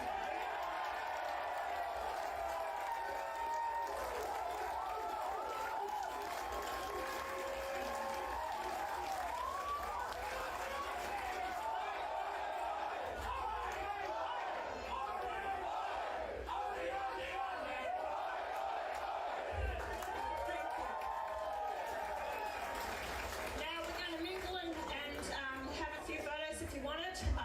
And we're going to do it in this very controlled way, aren't we? Yes. That's right. Okay. So anyway, thank you everyone. All right, so Pauline Hanson wrapping up a pretty jubilant victory speech there, set of speeches for One Nation. We'll come to what that all means for their trajectory from here, but there's just one point, PK, that jumped out to me in a policy sense, and that was gas. Gas! Now, we've heard comments That's what I was about to talk about, the gas thing, right? about gas and sort of Like, tried to intimate what that it sounds like he's parodying like Australia Institute lines. after this week, and it will be putting money back into our pockets from the. What do you think? What do you think she was talking about, man? System where we will own equity. It did sound like that, didn't it? But it sounded more like a tax than like a domestic reserve. That pays down debt. It sounds like she's kind of advocating more the Norwegian style model, right? East Coast domestic gas reservation. Well, with a like a sovereign wealth fund, yeah. Is that what you're talking about? Yeah. Yeah. Yeah, kind of like that. Yeah, but I bet like some people were saying in the chat that it meant like it meant like what's it called? Government ownership. It didn't sound like that. It did or it didn't to you? Sorry. It didn't. Yeah. No, I think I didn't think like it sounded he- like that either. she didn't. I don't think she meant it in terms of the government is responsible for the extraction of the resources. It's more that she was saying that there's collective ownership of the resources, and you have to pay for the right to sell it on, I guess. Right. So If like, that makes sense. like royalties or Yeah, that's more what it sounded like to me. right. So yeah. So that's it sounds like some Australia Institute talking points. So It did, yeah. yeah. I doubt she'll go like ahead with that with the kind of donors that she has, but it's interesting that she talks such a talk. there's Cynthia S4H is saying it's a Norway system. Well, the fact that she's saying that she wants to put it in like a fund that, you know, isn't going to be touched for, well, she talked about like, what'd she say? For, didn't want to be touched for some woke stuff, right? I mean, like, I think more it more implies that he just wants, if it's being taxed, he just wants it to be not spent on things she doesn't like. I think that's what it is. I think that's more what that, rather than a sovereign wealth fund necessarily. Right, like would it go into an infrastructure fund? Or... Yeah. I doubt that she would have the, what's the word, the restraint to just put it in a sovereign wealth fund and not spend it on something that she thinks is good, like Inland Rail or something, you know? Yeah. No, it's not Australia Institute, says Cynthia's. Well, it sounded like it to me. It sounded like she just wanted, she said, oh, we want more money for our gas. That sounded like Australia Institute to me. It's not conservative economics. It's left or right economics and progressive and conservative social. Sure. Honestly, all I want now is for the AUD to finally surpass the CAD. I was just in Canada, and yes, it was very unsatisfying that it was like 0.98 Canadian cents, the dollar. She's talking a sovereign wealth fund. Yeah, she is talking a sovereign wealth fund, but I don't know if she would have the restraint to do that, because, you know, if you're getting money in, you kind of want to spend it, don't you? Or pay back debt or whatever it is. Yeah. Bahaha Credlin saying it's all Lay's fault. What, for resigning? Like she should have just stayed on until the election, or what? Like, is that what she's... Or was it, or is she blaming her leadership for the rise of One Nation and the decline of the coalition vote?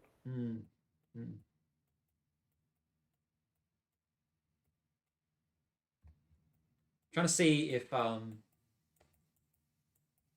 on the other side of Mildura? Oh, wait, no, that's not it. I was trying to see if that David Farley perhaps like did well anywhere other than Griffith, and not David Farley, sorry, Michelle Milthorpe did anywhere good except for Albury and Griffith, but it doesn't look like it. Those are the two largest parts of the electorate, obviously.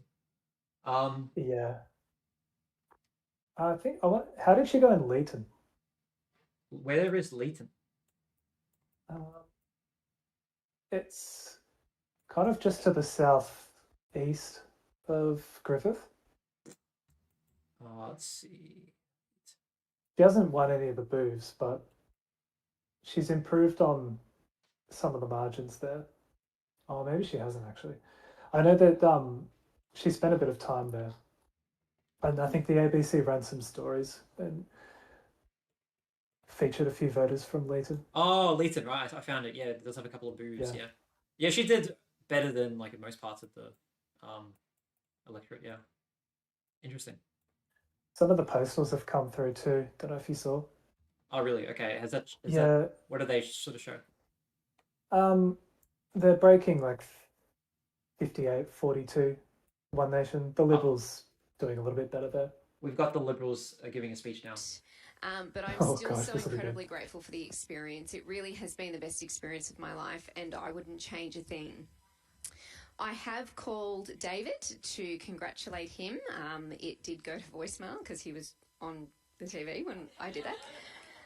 And obviously, you know, I've never wavered in my position that Farah deserves the best possible representation. And I think for the next 2 years, it's going to be his responsibility. And I really do wish him all the best.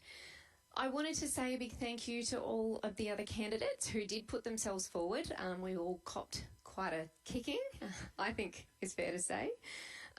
All of their volunteers as well, the Electoral Commission, and obviously the Democracy Sausage Cooks, because, you know, they're absolutely essential in every election. Our democracy is such a wonderful thing, and even when the results don't go the way that you want them to, you know, it's difficult, but we do value democracy, and this is what it's all about. We do also need to respect the verdict and the result of the vote. And today, the voters of Farah did decide to send the major parties a message. And with the coalition, obviously, in recent times, we likely haven't been good enough as an alternative. Over the last 8 weeks, I have listened to thousands of voters. I think that there is still a lot of goodwill for the Liberal Party in the regions, in Albury, across the country, but possibly people just wanted to try something different this time. And it's also really important that the Labor Party didn't even turn up to the party. We did, and we're going to continue to turn up. Angus has been very clear that he's committed to working very hard to rebuild the trust, not only across Farrer but across the country. And his focus on restoring this country's standard of living and protecting our way of life is so incredibly important, particularly in the circumstances that we do find ourselves in. Obviously, I'm very sorry that I'm not part of the parliamentary team to help do that, at least for now. Thank you, Lee. Thank you, Dave.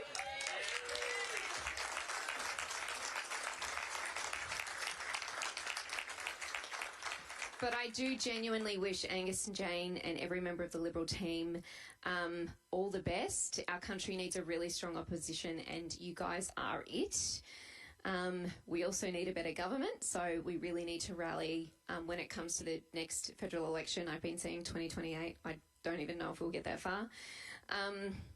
But just about me, 2 months ago, I was a community lawyer, and to contest this by-election, I did have to give up my job, but I've actually gained so much more. I mean, I'm looking at faces in the crowd that I didn't even know before pre-selection, and I now consider so many members of the Liberal Party family. We've adopted a little one here around, little Darcy. He's ours now.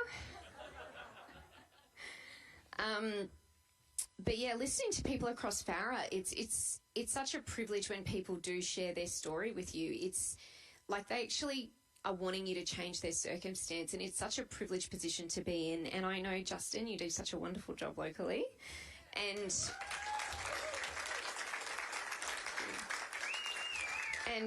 obviously, hopefully, Steve, come November, 28th of November, Steve Martin in the room.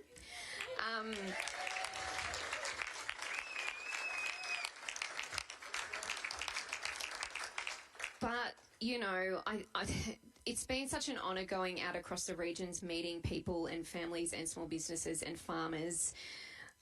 People are working hard and they are getting less and less ahead, if that can be even possible. People who give back to their communities, people who are proud of their country. I'm always going to be here for my community. And I know that the Liberal team will also be here for us as a community. But I do want to say thanks to a number of people. Obviously, Susan, who was here for 25 years, she served our community and Parliament with dedication. She led our party quite often at difficult times, but with also tenacity, and I wish her and her family all the very best for the future. I want to thank Angus and Jane and every member of the Parliament who did come.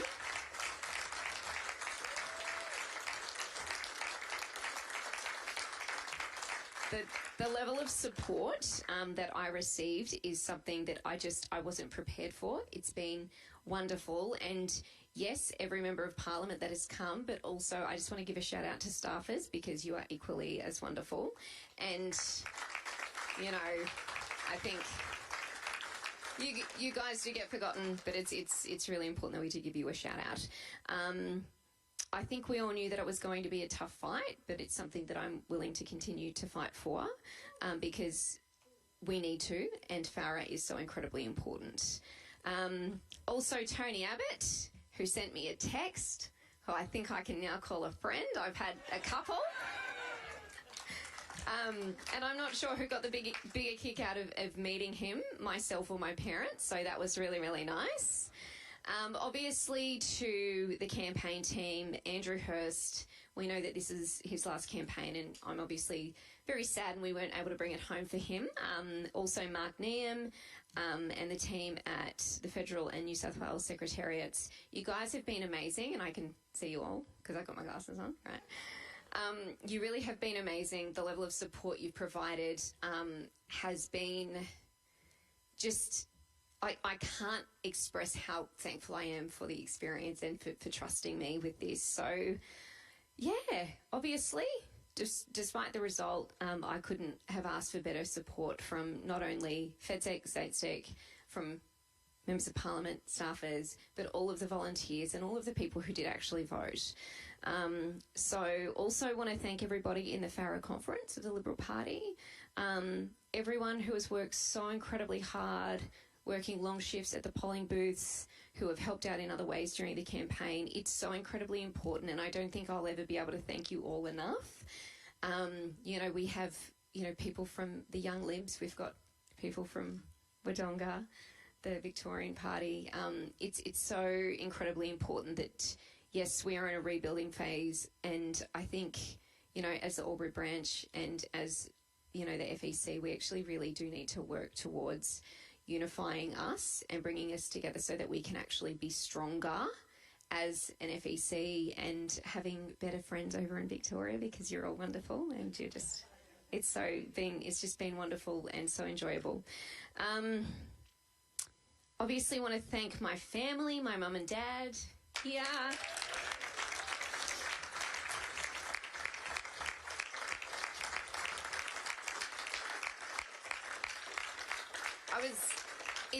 It's really interesting because, like, it really is the way that I was raised. Like, people think that, like, I'm an okay person, and it's actually, it's not me. It's the way that I was raised, and it's my family, and it's wonderful. And, you know, my brother Adam and sisters, and they're getting very emotional, so I can't look. Stop. Yeah, Adam and Laura and Kalina and Arisha and all of the nieces and nephews who did steal the show every opportunity they could. But that's okay, because we love them very much. Yeah. I didn't think this was going to happen. Yeah, I just guess it's been a real privilege, and I'm going to leave it there.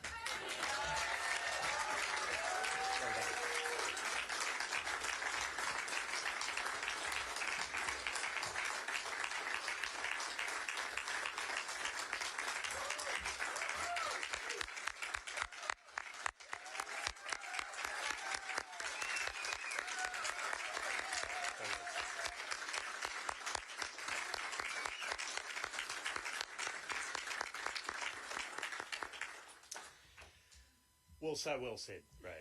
So well said. I'm going to come back to that. Can I start by saying very clearly that the people of Farrer have spoken, and we accept the decision of the people of Farrer with humility and with respect, of course. And congratulations to David Farley. It is important that this area be well represented, as Ray has said. It's such an important part of Australia. Congratulations to David and to One Nation. Can I also thank all of you for the support you've provided over the last couple of months. So many people who are not here as well, but those who put corflutes up on their fences or in their front yards, who helped out on polling booths, a huge thank you to all of you. It's been a tough campaign. It has been a tough campaign, but the true Liberals are here and we're fighting. And I'm going to come back to this because we're going to have to keep fighting. We're going to have to keep fighting. But can I thirdly congratulate our absolutely wonderful candidate, Ray. And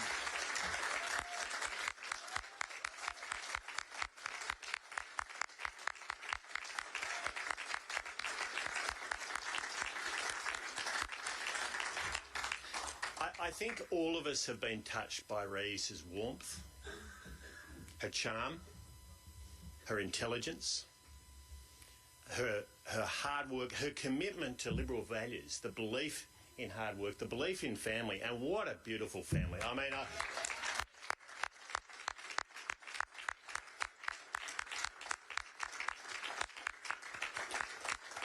these are the things we believe in, and Raisa, it just all comes naturally. You know, there's two types of candidates, I always say.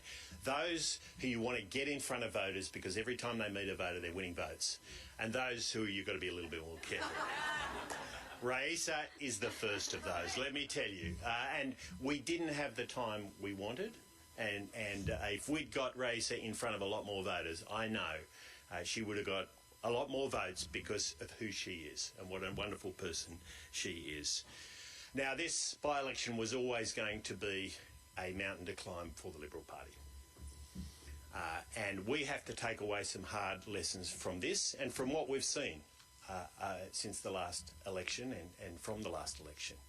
For too long, we have been a party of convenience, not of conviction.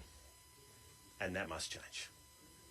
And over the last year or so, the coalition hasn't done what it should do, been united and stable and strong, with 2 breakups of the coalition over that time. And of course, those days are over. One of the positives we can take away from this campaign is the way we work together with the National Party.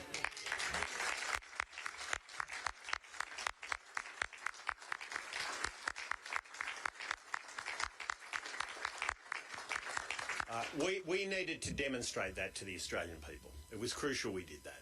And a big thank you to Matt and Brad for the role they played in doing that. We are a strong coalition. We are back. And this will pay dividends over time. I will guarantee it.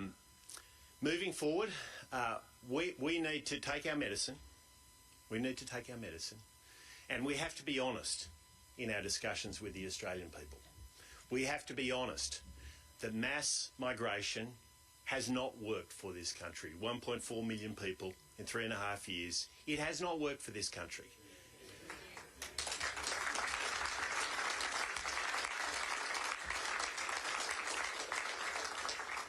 The standards have been too low and the numbers have been too high, and both must change.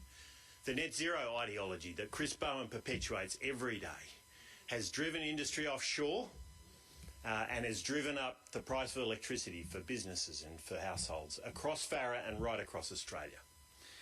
Our land, our water has been locked up, and we haven't seen the drilling, the farming that we need as a country, and that we will lock up. We will unlock in the future. And I'll come back to this in a moment. But we've also seen big government and unconstrained government spending hurting this country, driving up interest rates and driving up inflation across this country. And we need to be honest with the Australian people about what's brought this about. And the truth is, at times, we have been part of the problem, and we cannot be. We cannot be in the future. Now, we're going to see a budget in the next few days, and we're going to see more of this from a Prime Minister that's lied to Australians about taxes and spending, and no doubt he's going to bring forward taxes he said he would never bring forward. But we're going to be back here in Farah. We're going to be back sometime in the next couple of years when we'll have a general election. And we're going to be back fighting hard. We're going to be back fighting for energy abundance, for affordable energy for all Australians and for the people of Farah. We are going to be back to unlock that water and those resources, those natural resources this country offers. We're going to be back making sure that we put Australian values at the heart of our immigration policy. And we are going to be back, most of all, fighting for Australia and for Australians.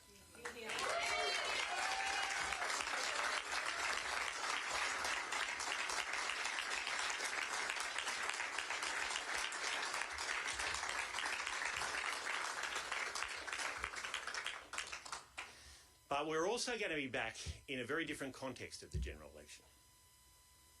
And that will be, Australians will be deciding whether or not they want another 3 years of a rotten Labor government that's been taking this country in the wrong direction. And we know in a general election, if the vote sprays, then Labor stays. And if Labor stays, then Australians pay. And that will be the message we need to take forward to Australians between now and the next election. As we get closer to that election, that will become more and more salient. It'll become more and more relevant. And as Liberals, we've got to keep telling that story. We are the party, us and the National Party and our coalition, to get Australia moving in the right direction again. The truth is that we must now fight for our great country. We must fight for what we believe in. And we must do it because Australia is worth fighting for. Thank you so much.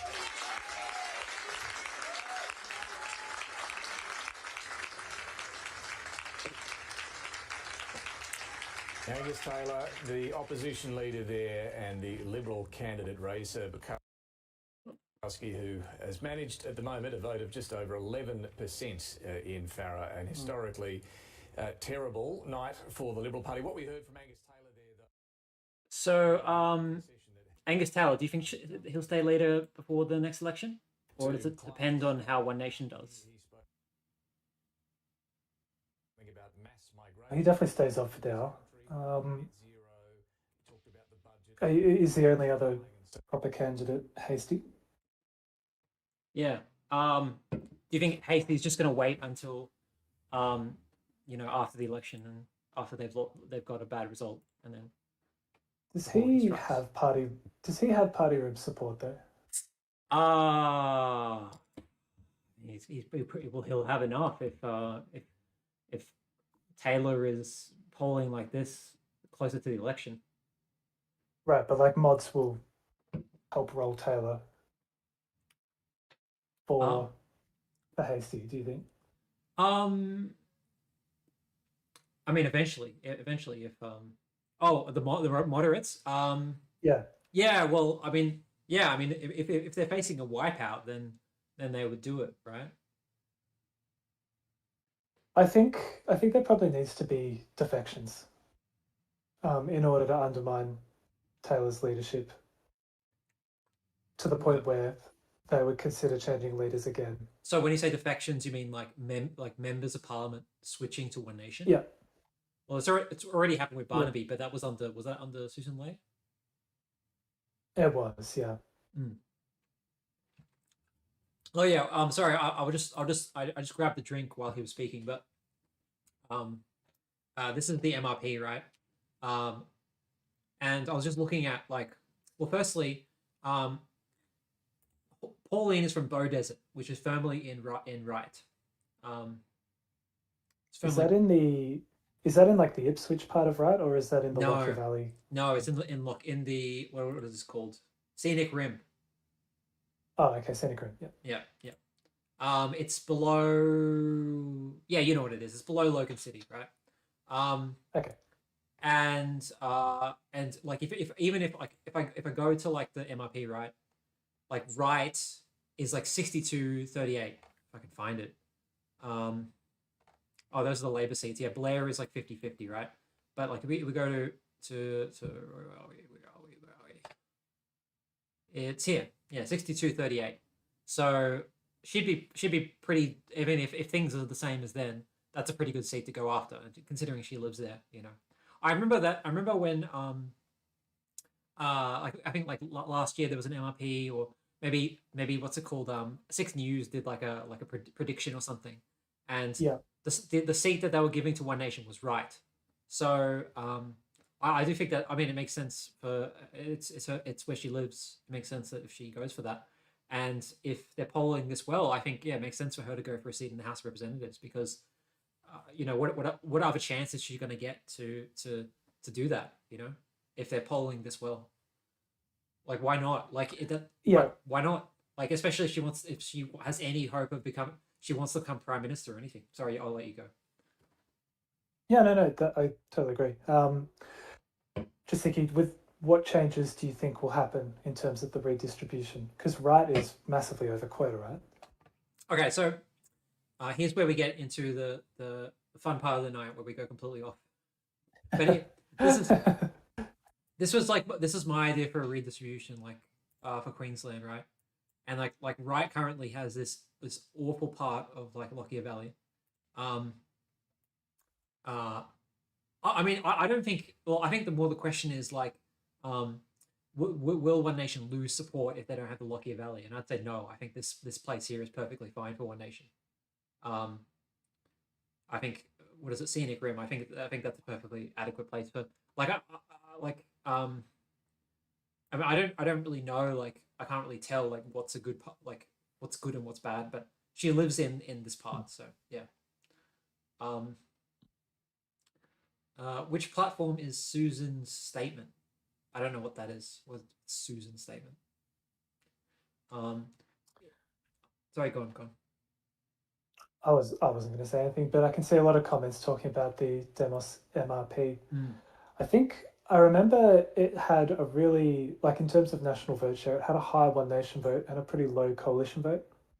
Maybe like 27 One Nation, 19 coalition. Let me find it. Yeah, go on. Sorry. Yeah, so, and then the crossbench seats, Mm. like the teal seats and that kind of thing, it just doesn't know how to deal with them properly. Right.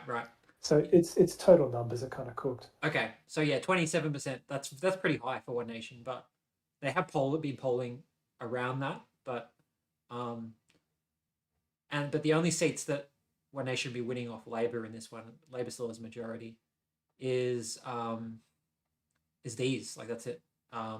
Bendigo, which I think actually their strongest seat, funnily enough. Solomon actually. Oh yeah. I mean, these sort of make sense. I remember when like you suggested that One Nation could win Brighton. I think was it Eve who was like who poo pooed that idea or something. Tasmanians always do that, because the northern Tasmanian seats are kind of weird. Like if Braddon with its demographic makeup was on the mainland, it would be like prime One Nation. Prime. But they're just a bit weird. Yeah, the electoral dynamics aren't quite as straightforward as they are on the mainland. People's First, 0.7% of the vote. 7.7. Actually, wait, really? 0.7. 0.7. Oh, okay. 0.7. So for who comes last, it looks like Roger Woodward, Independent. Yeah. It's going to come last. Oh, but Sustainable Australia second last.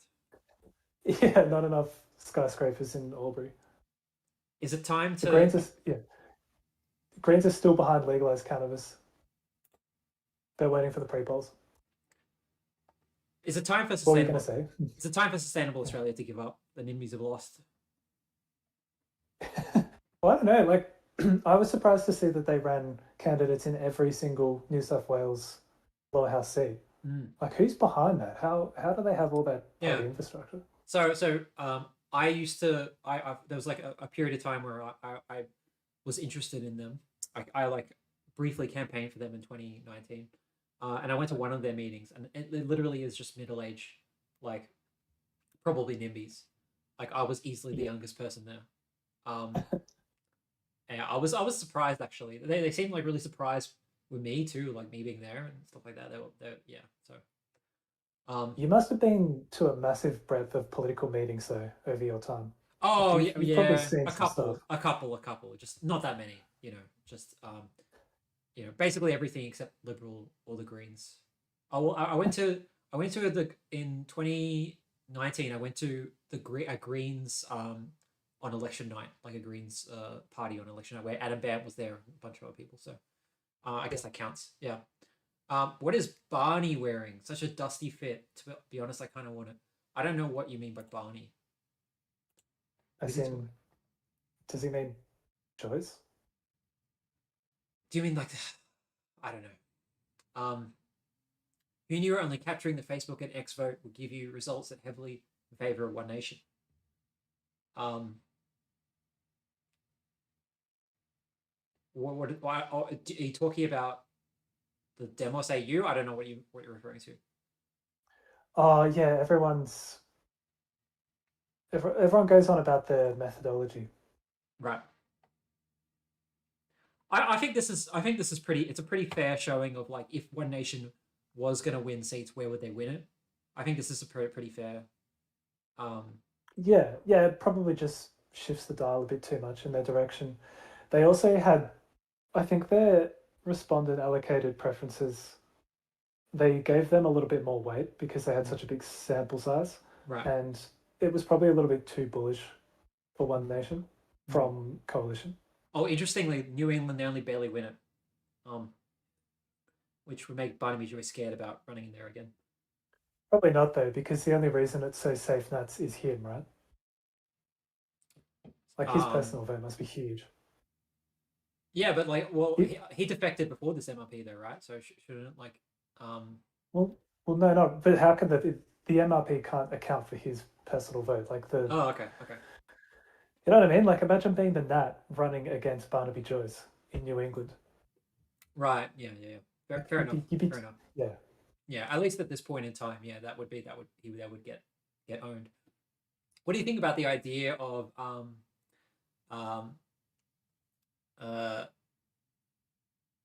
was I going to say?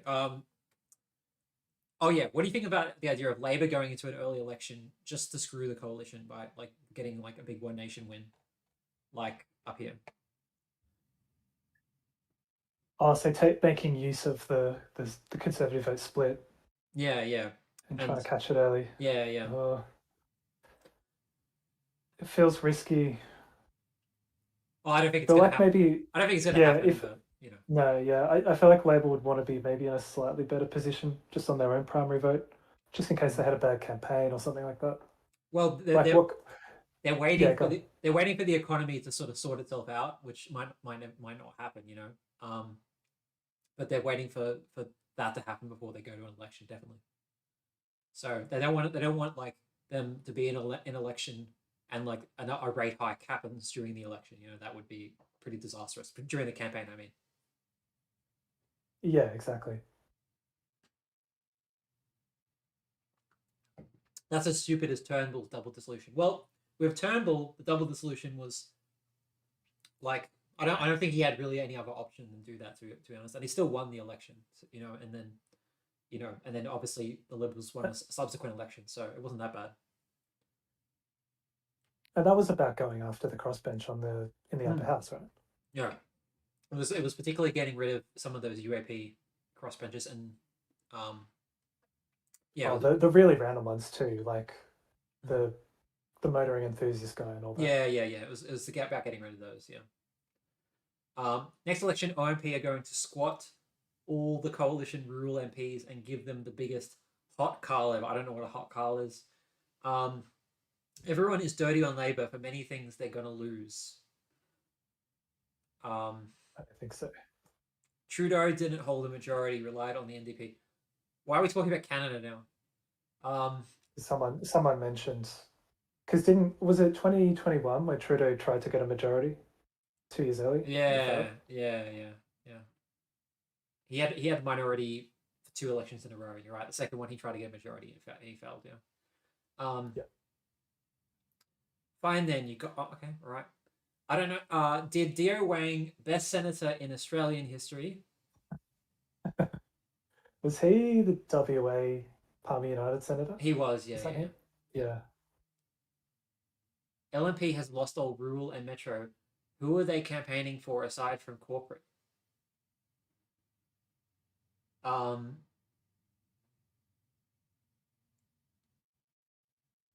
Who are they campaigning for? Well, I mean that's their base, isn't it? So of course they would campaign for corporations. And that's a big, like they're big spenders, obviously, and a big part of what influences what goes on. There is no need to call an election. Well, there's no need. I was just more kind of asking if they might do it just to screw the coalition, because like if they got a result like this where only one national gets elected, that would be, I mean, you know, that would really screw the coalition, and then they only have really one nation to really worry about. Wonder how this comes into play in Victoria. What do you think about this in Victoria, Max? The Victorian Nats are not in anywhere near the kind of strife that the federal coalition is in, I would argue. Like just in terms of a party organisation, they're a lot stronger. Their members are more entrenched. Almost all of them are recontesting. I think one of their seats with an incumbent, Morwell, is potentially under threat, and Murray Plains is open. That might be under threat. Apart from that, I probably wouldn't back One Nation to win any currently held national seats. What do you think? You mean in Victoria? Well, in Victoria. From what I looked at, One Nation was stronger in like outer suburban and you know, around like Bendigo, that kind of thing, maybe even Ballarat, that kind of area, rather than those like really rural seats. Yeah, and also like this one got billed as such a like One Nation was the conservative option, Millthorpe was the progressive option. It really got billed as that kind of 2-horse race. I just don't know if One Nation could actually get 42% in a seat where that wasn't the circumstances, and with Labour running in every seat as well. Yeah. Yeah. Okay, so we're gonna finish up in 20 minutes, I think. So that'll be 9:30. Before we do that, I just want to have a look at my Queensland redistribution. Have you played around with this at all? Yeah, but like I said, you can spend all day on it, and then you realise you've split some community of interest, or there's no road link through it, and you're just like, screw it. Yeah, It's too hard. I think on this one I spent like 2 days in a row or something like that. Yeah. But what I did was I extended Flynn down to here where Blair was, you know. Yeah. And there is a road that it's like this road here. What is this called? It's called the Burnett Highway or something. Brisbane. It's called the Brisbane Valley Highway here, but I think it turns into like the Burnett Highway or something. Anyway, it's all along this highway, so I guess it works in that regard. Were you here when I was showing this off? I can't remember. I don't think so. No. Oh, you weren't? Oh, okay, right, yeah. And then like some things are sort of obvious. Like what's it called? Kansas like become big enough now they can have its own electorate. Right. So does that mean you give the rest of yeah, like the Cape York area to Kennedy? Yeah. Yeah. What do you think? That's a bad idea? No, that sounds good. Okay. Yeah. That makes sense to me. Yeah. Trying to think of what other big changes that I put on this. Hang on. Go away. Looks like yeah, look, it looks like they just sort of were literally waiting for the pre-polls here. Yeah. Also, out of interest, I think I found a booth where the Liberals topped the primary vote. Oh, really? What the hell? Really? I think so. Yep. Special Hospital Team number 2. Liberals on 35.1% of the vote. What is a Special Hospital Team? What does that mean? I don't know. It means it's going to like old people who are in the hospital or in like those like yeah it's going to those people and then giving them a ballot. Yeah. Okay, that makes sense why Liberals won that one. Yeah. Like it's gonna be like the oldest demographic out of everything in those hospital teams. And they only won by, was it 2 votes? It looks like, or is that? Yes. Oh, that's the 2-party. Yeah. That's the 2-party preferred. Sorry. Wait, let me see. 6. Yeah. Let me see. One Nation and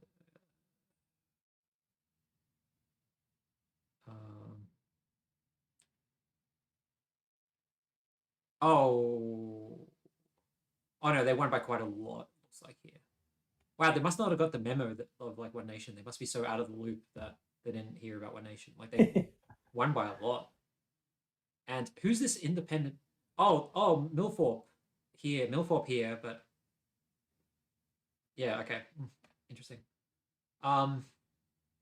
Sick boomers, yeah. What area? 500 million in renewable spending. Liberalism survives through the silent generation.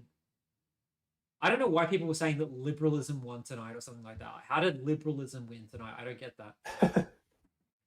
Can you explain that, Max? I have no idea. Populism won. Yeah, that's what I would have thought. Yeah, populism won. Yeah. All right. No more distractions. Back to the this thing. So this is the best I could do. Like, this is Kennedy, right? I had to put like, in order to give this part to Townsville, I think I had to put this part to Kennedy. But at least it's all like, except for why did I put this in? I don't know. This was a while ago, so that's why I'm sort of confused about some of my own decisions. But I see, because you can go this way on this road, right? Yeah, that makes sense actually. Okay. Yeah. And then because Townsville, this part of Townsville was in a different electorate, so I thought like it'd be better if most of Townsville is in the same electorate. And let's have a look. Oh, and Mackay as well. Sort of similar thing where like just outside Mackay. There was a couple of like where that like that were like that, where like the electorate. I think Rockhampton was the big one, where it was just like half of the like just outside Rockhampton was like every electorate or something. I don't know. I've just made it so that like things don't like the center of the city. Like everything is in the same electorate. Like the outskirts of the city and stuff like that, they should be in the same electorate. The only thing I couldn't do was this, unfortunately. That's life. Because currently is Rockhampton currently split by the river there? It's something like that. Yeah. It's like one of those seats. Yeah. Where's Rockhampton? I've forgotten. I'm sorry, I've forgotten the geography. It's like I guess it's not too bad, but what is this? Is this Flynn? Yeah, currently like Flynn. This like town Gracemere is in a different electorate to Rockhampton. But what was the electorate that? It wasn't Mackay, sorry, I should say. It might have been Townsville. Oh, it was Townsville. Yeah. Half of Townsville was in. Yeah. Half of Townsville was in a different electorate. Yeah. Also, like your maps would be better if you adapted them for a sudden surprise adoption of MMP. Oh, he's mentioning MMP. He knows how to get me going, especially when I've been drinking a little bit. Australia and nowhere should have MMP. Like all those people suggesting that Canada should adopt MMP. No, MMP is so bad. Like no, like UK should not adopt MMP. Go the Irish model. I think Ireland has and Switzerland have like know what they're doing the most out of when it comes to electoral system.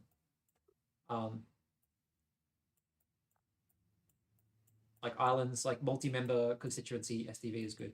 Oh, it's Bundaberg. That's right.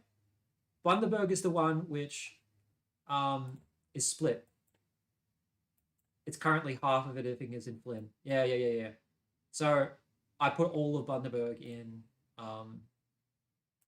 whatever this is called. Let me see. Hinkler, yeah. Hinkler. Yeah, but Hinkler loses Childers, which, whatever, you know. It makes it. I think I had to do this because of roads. Like this road comes in and then comes out. Yeah. So what have you got for Wide Bay then? Does it still have Noosa in it? Let's see. Oh, I was thinking of because you were complaining about that because you thought Noosa was like, too progressive. Like not progressive, but you know what I'm talking about. I think the locals hate it. How it's like there's a seat that has Maryborough, Gympie, and Noosa in it. It just seems a bit random. Where is Noosa? Is it above? Oh, wait, is this it? Noosa Heads. Oh, okay, yeah. Unfortunately, I've kept that all with Wide Bay, but it doesn't have Harvey Bay in it anymore. So, wait, or cool. Hinkler, I don't. It just looks like a mess. I don't know how they're going to do it. Well, I will make a submission. I spent quite a while on this actually, so but I will try to take that into consideration, the Noosa thing. But I feel like I tried that and I couldn't get there. So you'd probably have to move everything up, you know, because Sunshine Coast is already like so. Yeah. There's so many people. So where you've created a seat, or like abolished a seat, or just move things around? Basically, I've just moved Flynn into Blair, and then okay. And then Blair has become just Ipswich. Wait, this is literally the new Blair is literally just Ipswich, and that's it. Because Ipswich has grown that much. That and then this Lockyer Valley becomes. I think there's another thing that I didn't quite like, but I had to do it. Maranoa takes sort of the outskirts of Toowoomba, but you know, I had to do that if I wanted Toowoomba to have parts of the Lockyer Valley. Yeah. All right, I'll read some of the chat. What did you think of the... Oh, go on. That was the first I'd heard of the Liberal... Yeah. I was going to say that was the first I'd heard the Liberal candidate speak. Chat was saying that she was just like really like dry. Well, I mean, if you compare that to the One Nation speeches, yeah, damn, she was dry. Definitely wasn't as rowdy. That was but like even for that was the Liberal most. standards. That was the. I mean, maybe I'm just too young, but that was the biggest like victory speech I've ever seen. Like the most like I don't know what the word to describe it, but yeah. Anyway, what were you saying? Sorry. Yeah, super rowdy. And like usually the room goes silent. I never heard that room go silent. They were just constantly yelling stuff out. It was pretty funny, to be honest.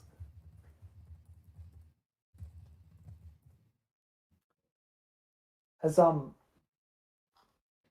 who's had the worst take tonight? The worst take? Has anyone? Yeah, like has anyone come out with just something stupid or like some really bad cope in like in the media? I haven't seen anything too bad. Like as in like about this by-election, you mean? Yeah. I haven't seen much. I remember there was that guy like who was like got really angry at somebody who was filming and like grabbed their phone or something. Do you remember that? Oh, the One Nation vote. Yeah. Yeah.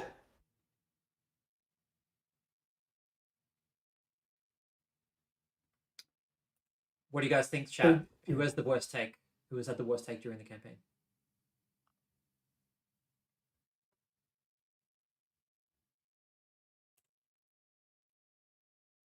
Harvey Bay shouldn't be in the same electorate as Bundaberg, IMO. It wants to be the Gold Coast, whereby Bundy is an old-fashioned country town. Okay, thanks for the advice. I feel like Bundaberg's becoming a little bit more of a tree changer town, though.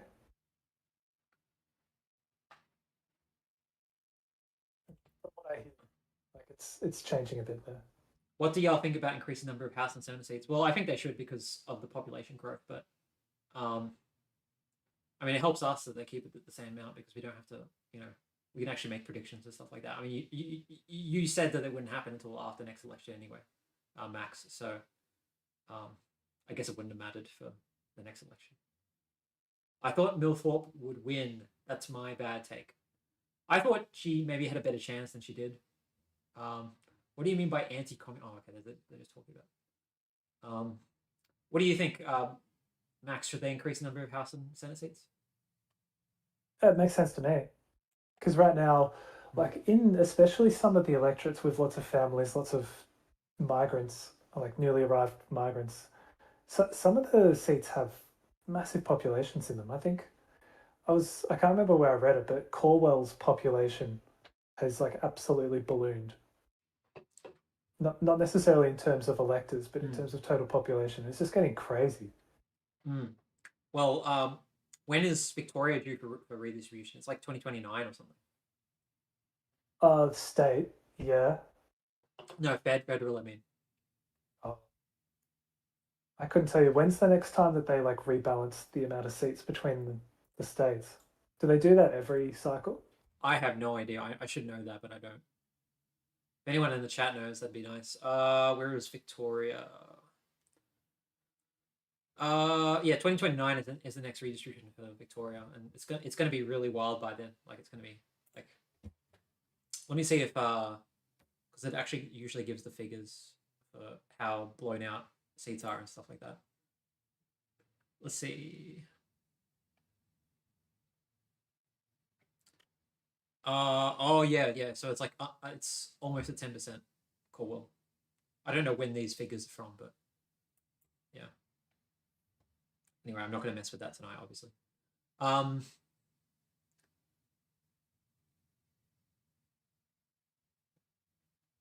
not. Oh, okay. Somebody Nellen keeps on calling One Nation communist because of the gas thing, I guess. So yeah.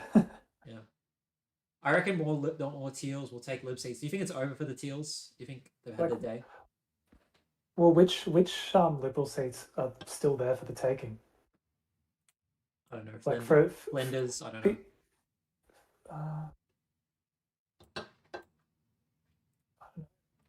That There's maybe that Nepean by-election result showed that, you know, probably it's not as easy as some people might think for them to even get as close as they did last time. Yeah, I mean that's tough. Like no real run up for that by-election.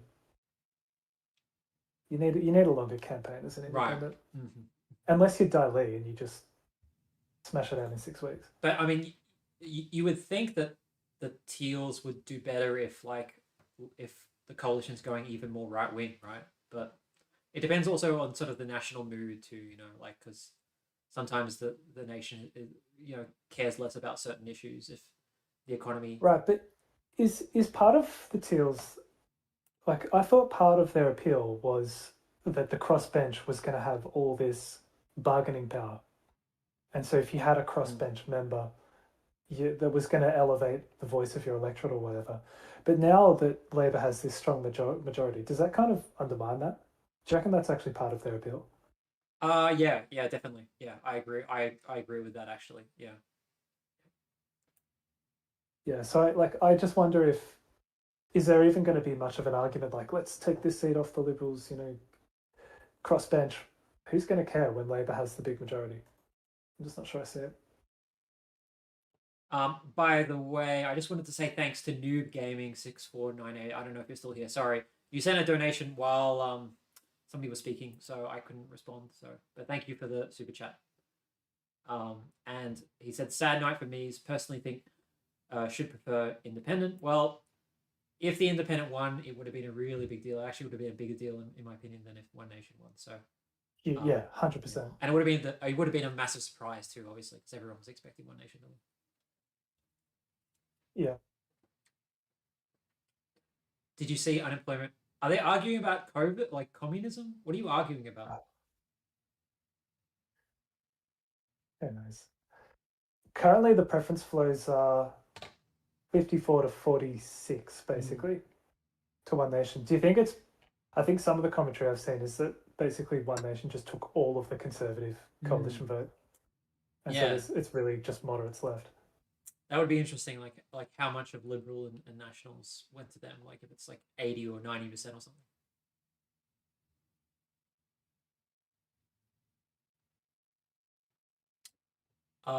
Looks like every booth has been counted now, actually. It's just that they're doing just the special pretty much every day booth. Yeah. So it looks like the result is going to settle on about 58.5. Looks like One Nation will get over 40% of the primary vote. Independent 26%. Yeah, One Nation overperformed. Your prediction was pretty good, Max. Not bad. But they did even better than you thought. So. Yeah, I think I said something in the video like if they're either gonna overperform this, like they're more likely to overperform it than underperform it. I just sometimes with these by-elections it just feels you just get a bit of a sense of it's going to be really decisive. And most people with their predictions want to kind of go up the middle a bit, but it's just had that feeling about it. Do you have any ideas on Stafford next week? Stafford. That's in Queensland, right? Yeah, like in the north suburbs. What do you think is going to happen? I mean, probably just an LNP win, right? Like, it's currently held by Labor, right? It's like a Labor 5.5% seat. Yeah. Okay. Well, actually, I mean, it's probably unlikely the LNP would win, given that they are what's it called? They're the party of government. Yeah, exactly. But so it looks like Labor's running again. Obviously. No One Nation. No One Nation. Yeah. It's a tough one. Really a tough one. What do you think? I think Labor wins by 1 or 2%. Right. That makes sense. Yeah, that sounds like a good call. Yeah. So, all right. Well, maybe we'll do a stream for this as well. I don't know. We'll see. All right. All right. Well, thank you everyone for joining us tonight. It's been a big night. First OMP win in the House, and thank you, Max, for joining me. Yeah, thanks for putting on the stream. No problems. And Sorman earlier obviously was here, and so Been a good one. Goodbye, and check out my other. Actually, don't check it out because my first video was a bit mid. I recorded it just before I was going to the airport in Japan, literally, because I just wanted to get a video out. So, but I have a second channel now, and I'll make an actual sort of announcement about that later on. But for now, I'll see you probably at the very least. What's the next big thing that's happening? I'm not sure there's much until Victoria, unless there's like, another by-election that comes up. Well, once Max gets his streaming working, he knows how to use OBS. You'll probably stream the New Zealand election, I would assume. Oh, I wouldn't know what I was talking about with New Zealand. It doesn't matter. Doesn't matter. You can just be, well, I'll do it. If you don't do it, I'll do it. So it's up to you. So. Yeah, I'll probably join you then. All right. Well, then maybe I think it's New Zealand before or after Victoria. It's before. I think it's like November 7th, something like that. All right. Okay. Well, at the very least, we'll see you guys in Victoria for that stream. So, yeah, we've done like streaming for a couple of we've done like 3 streams, right, in the last like couple of weeks, right? Yeah, we've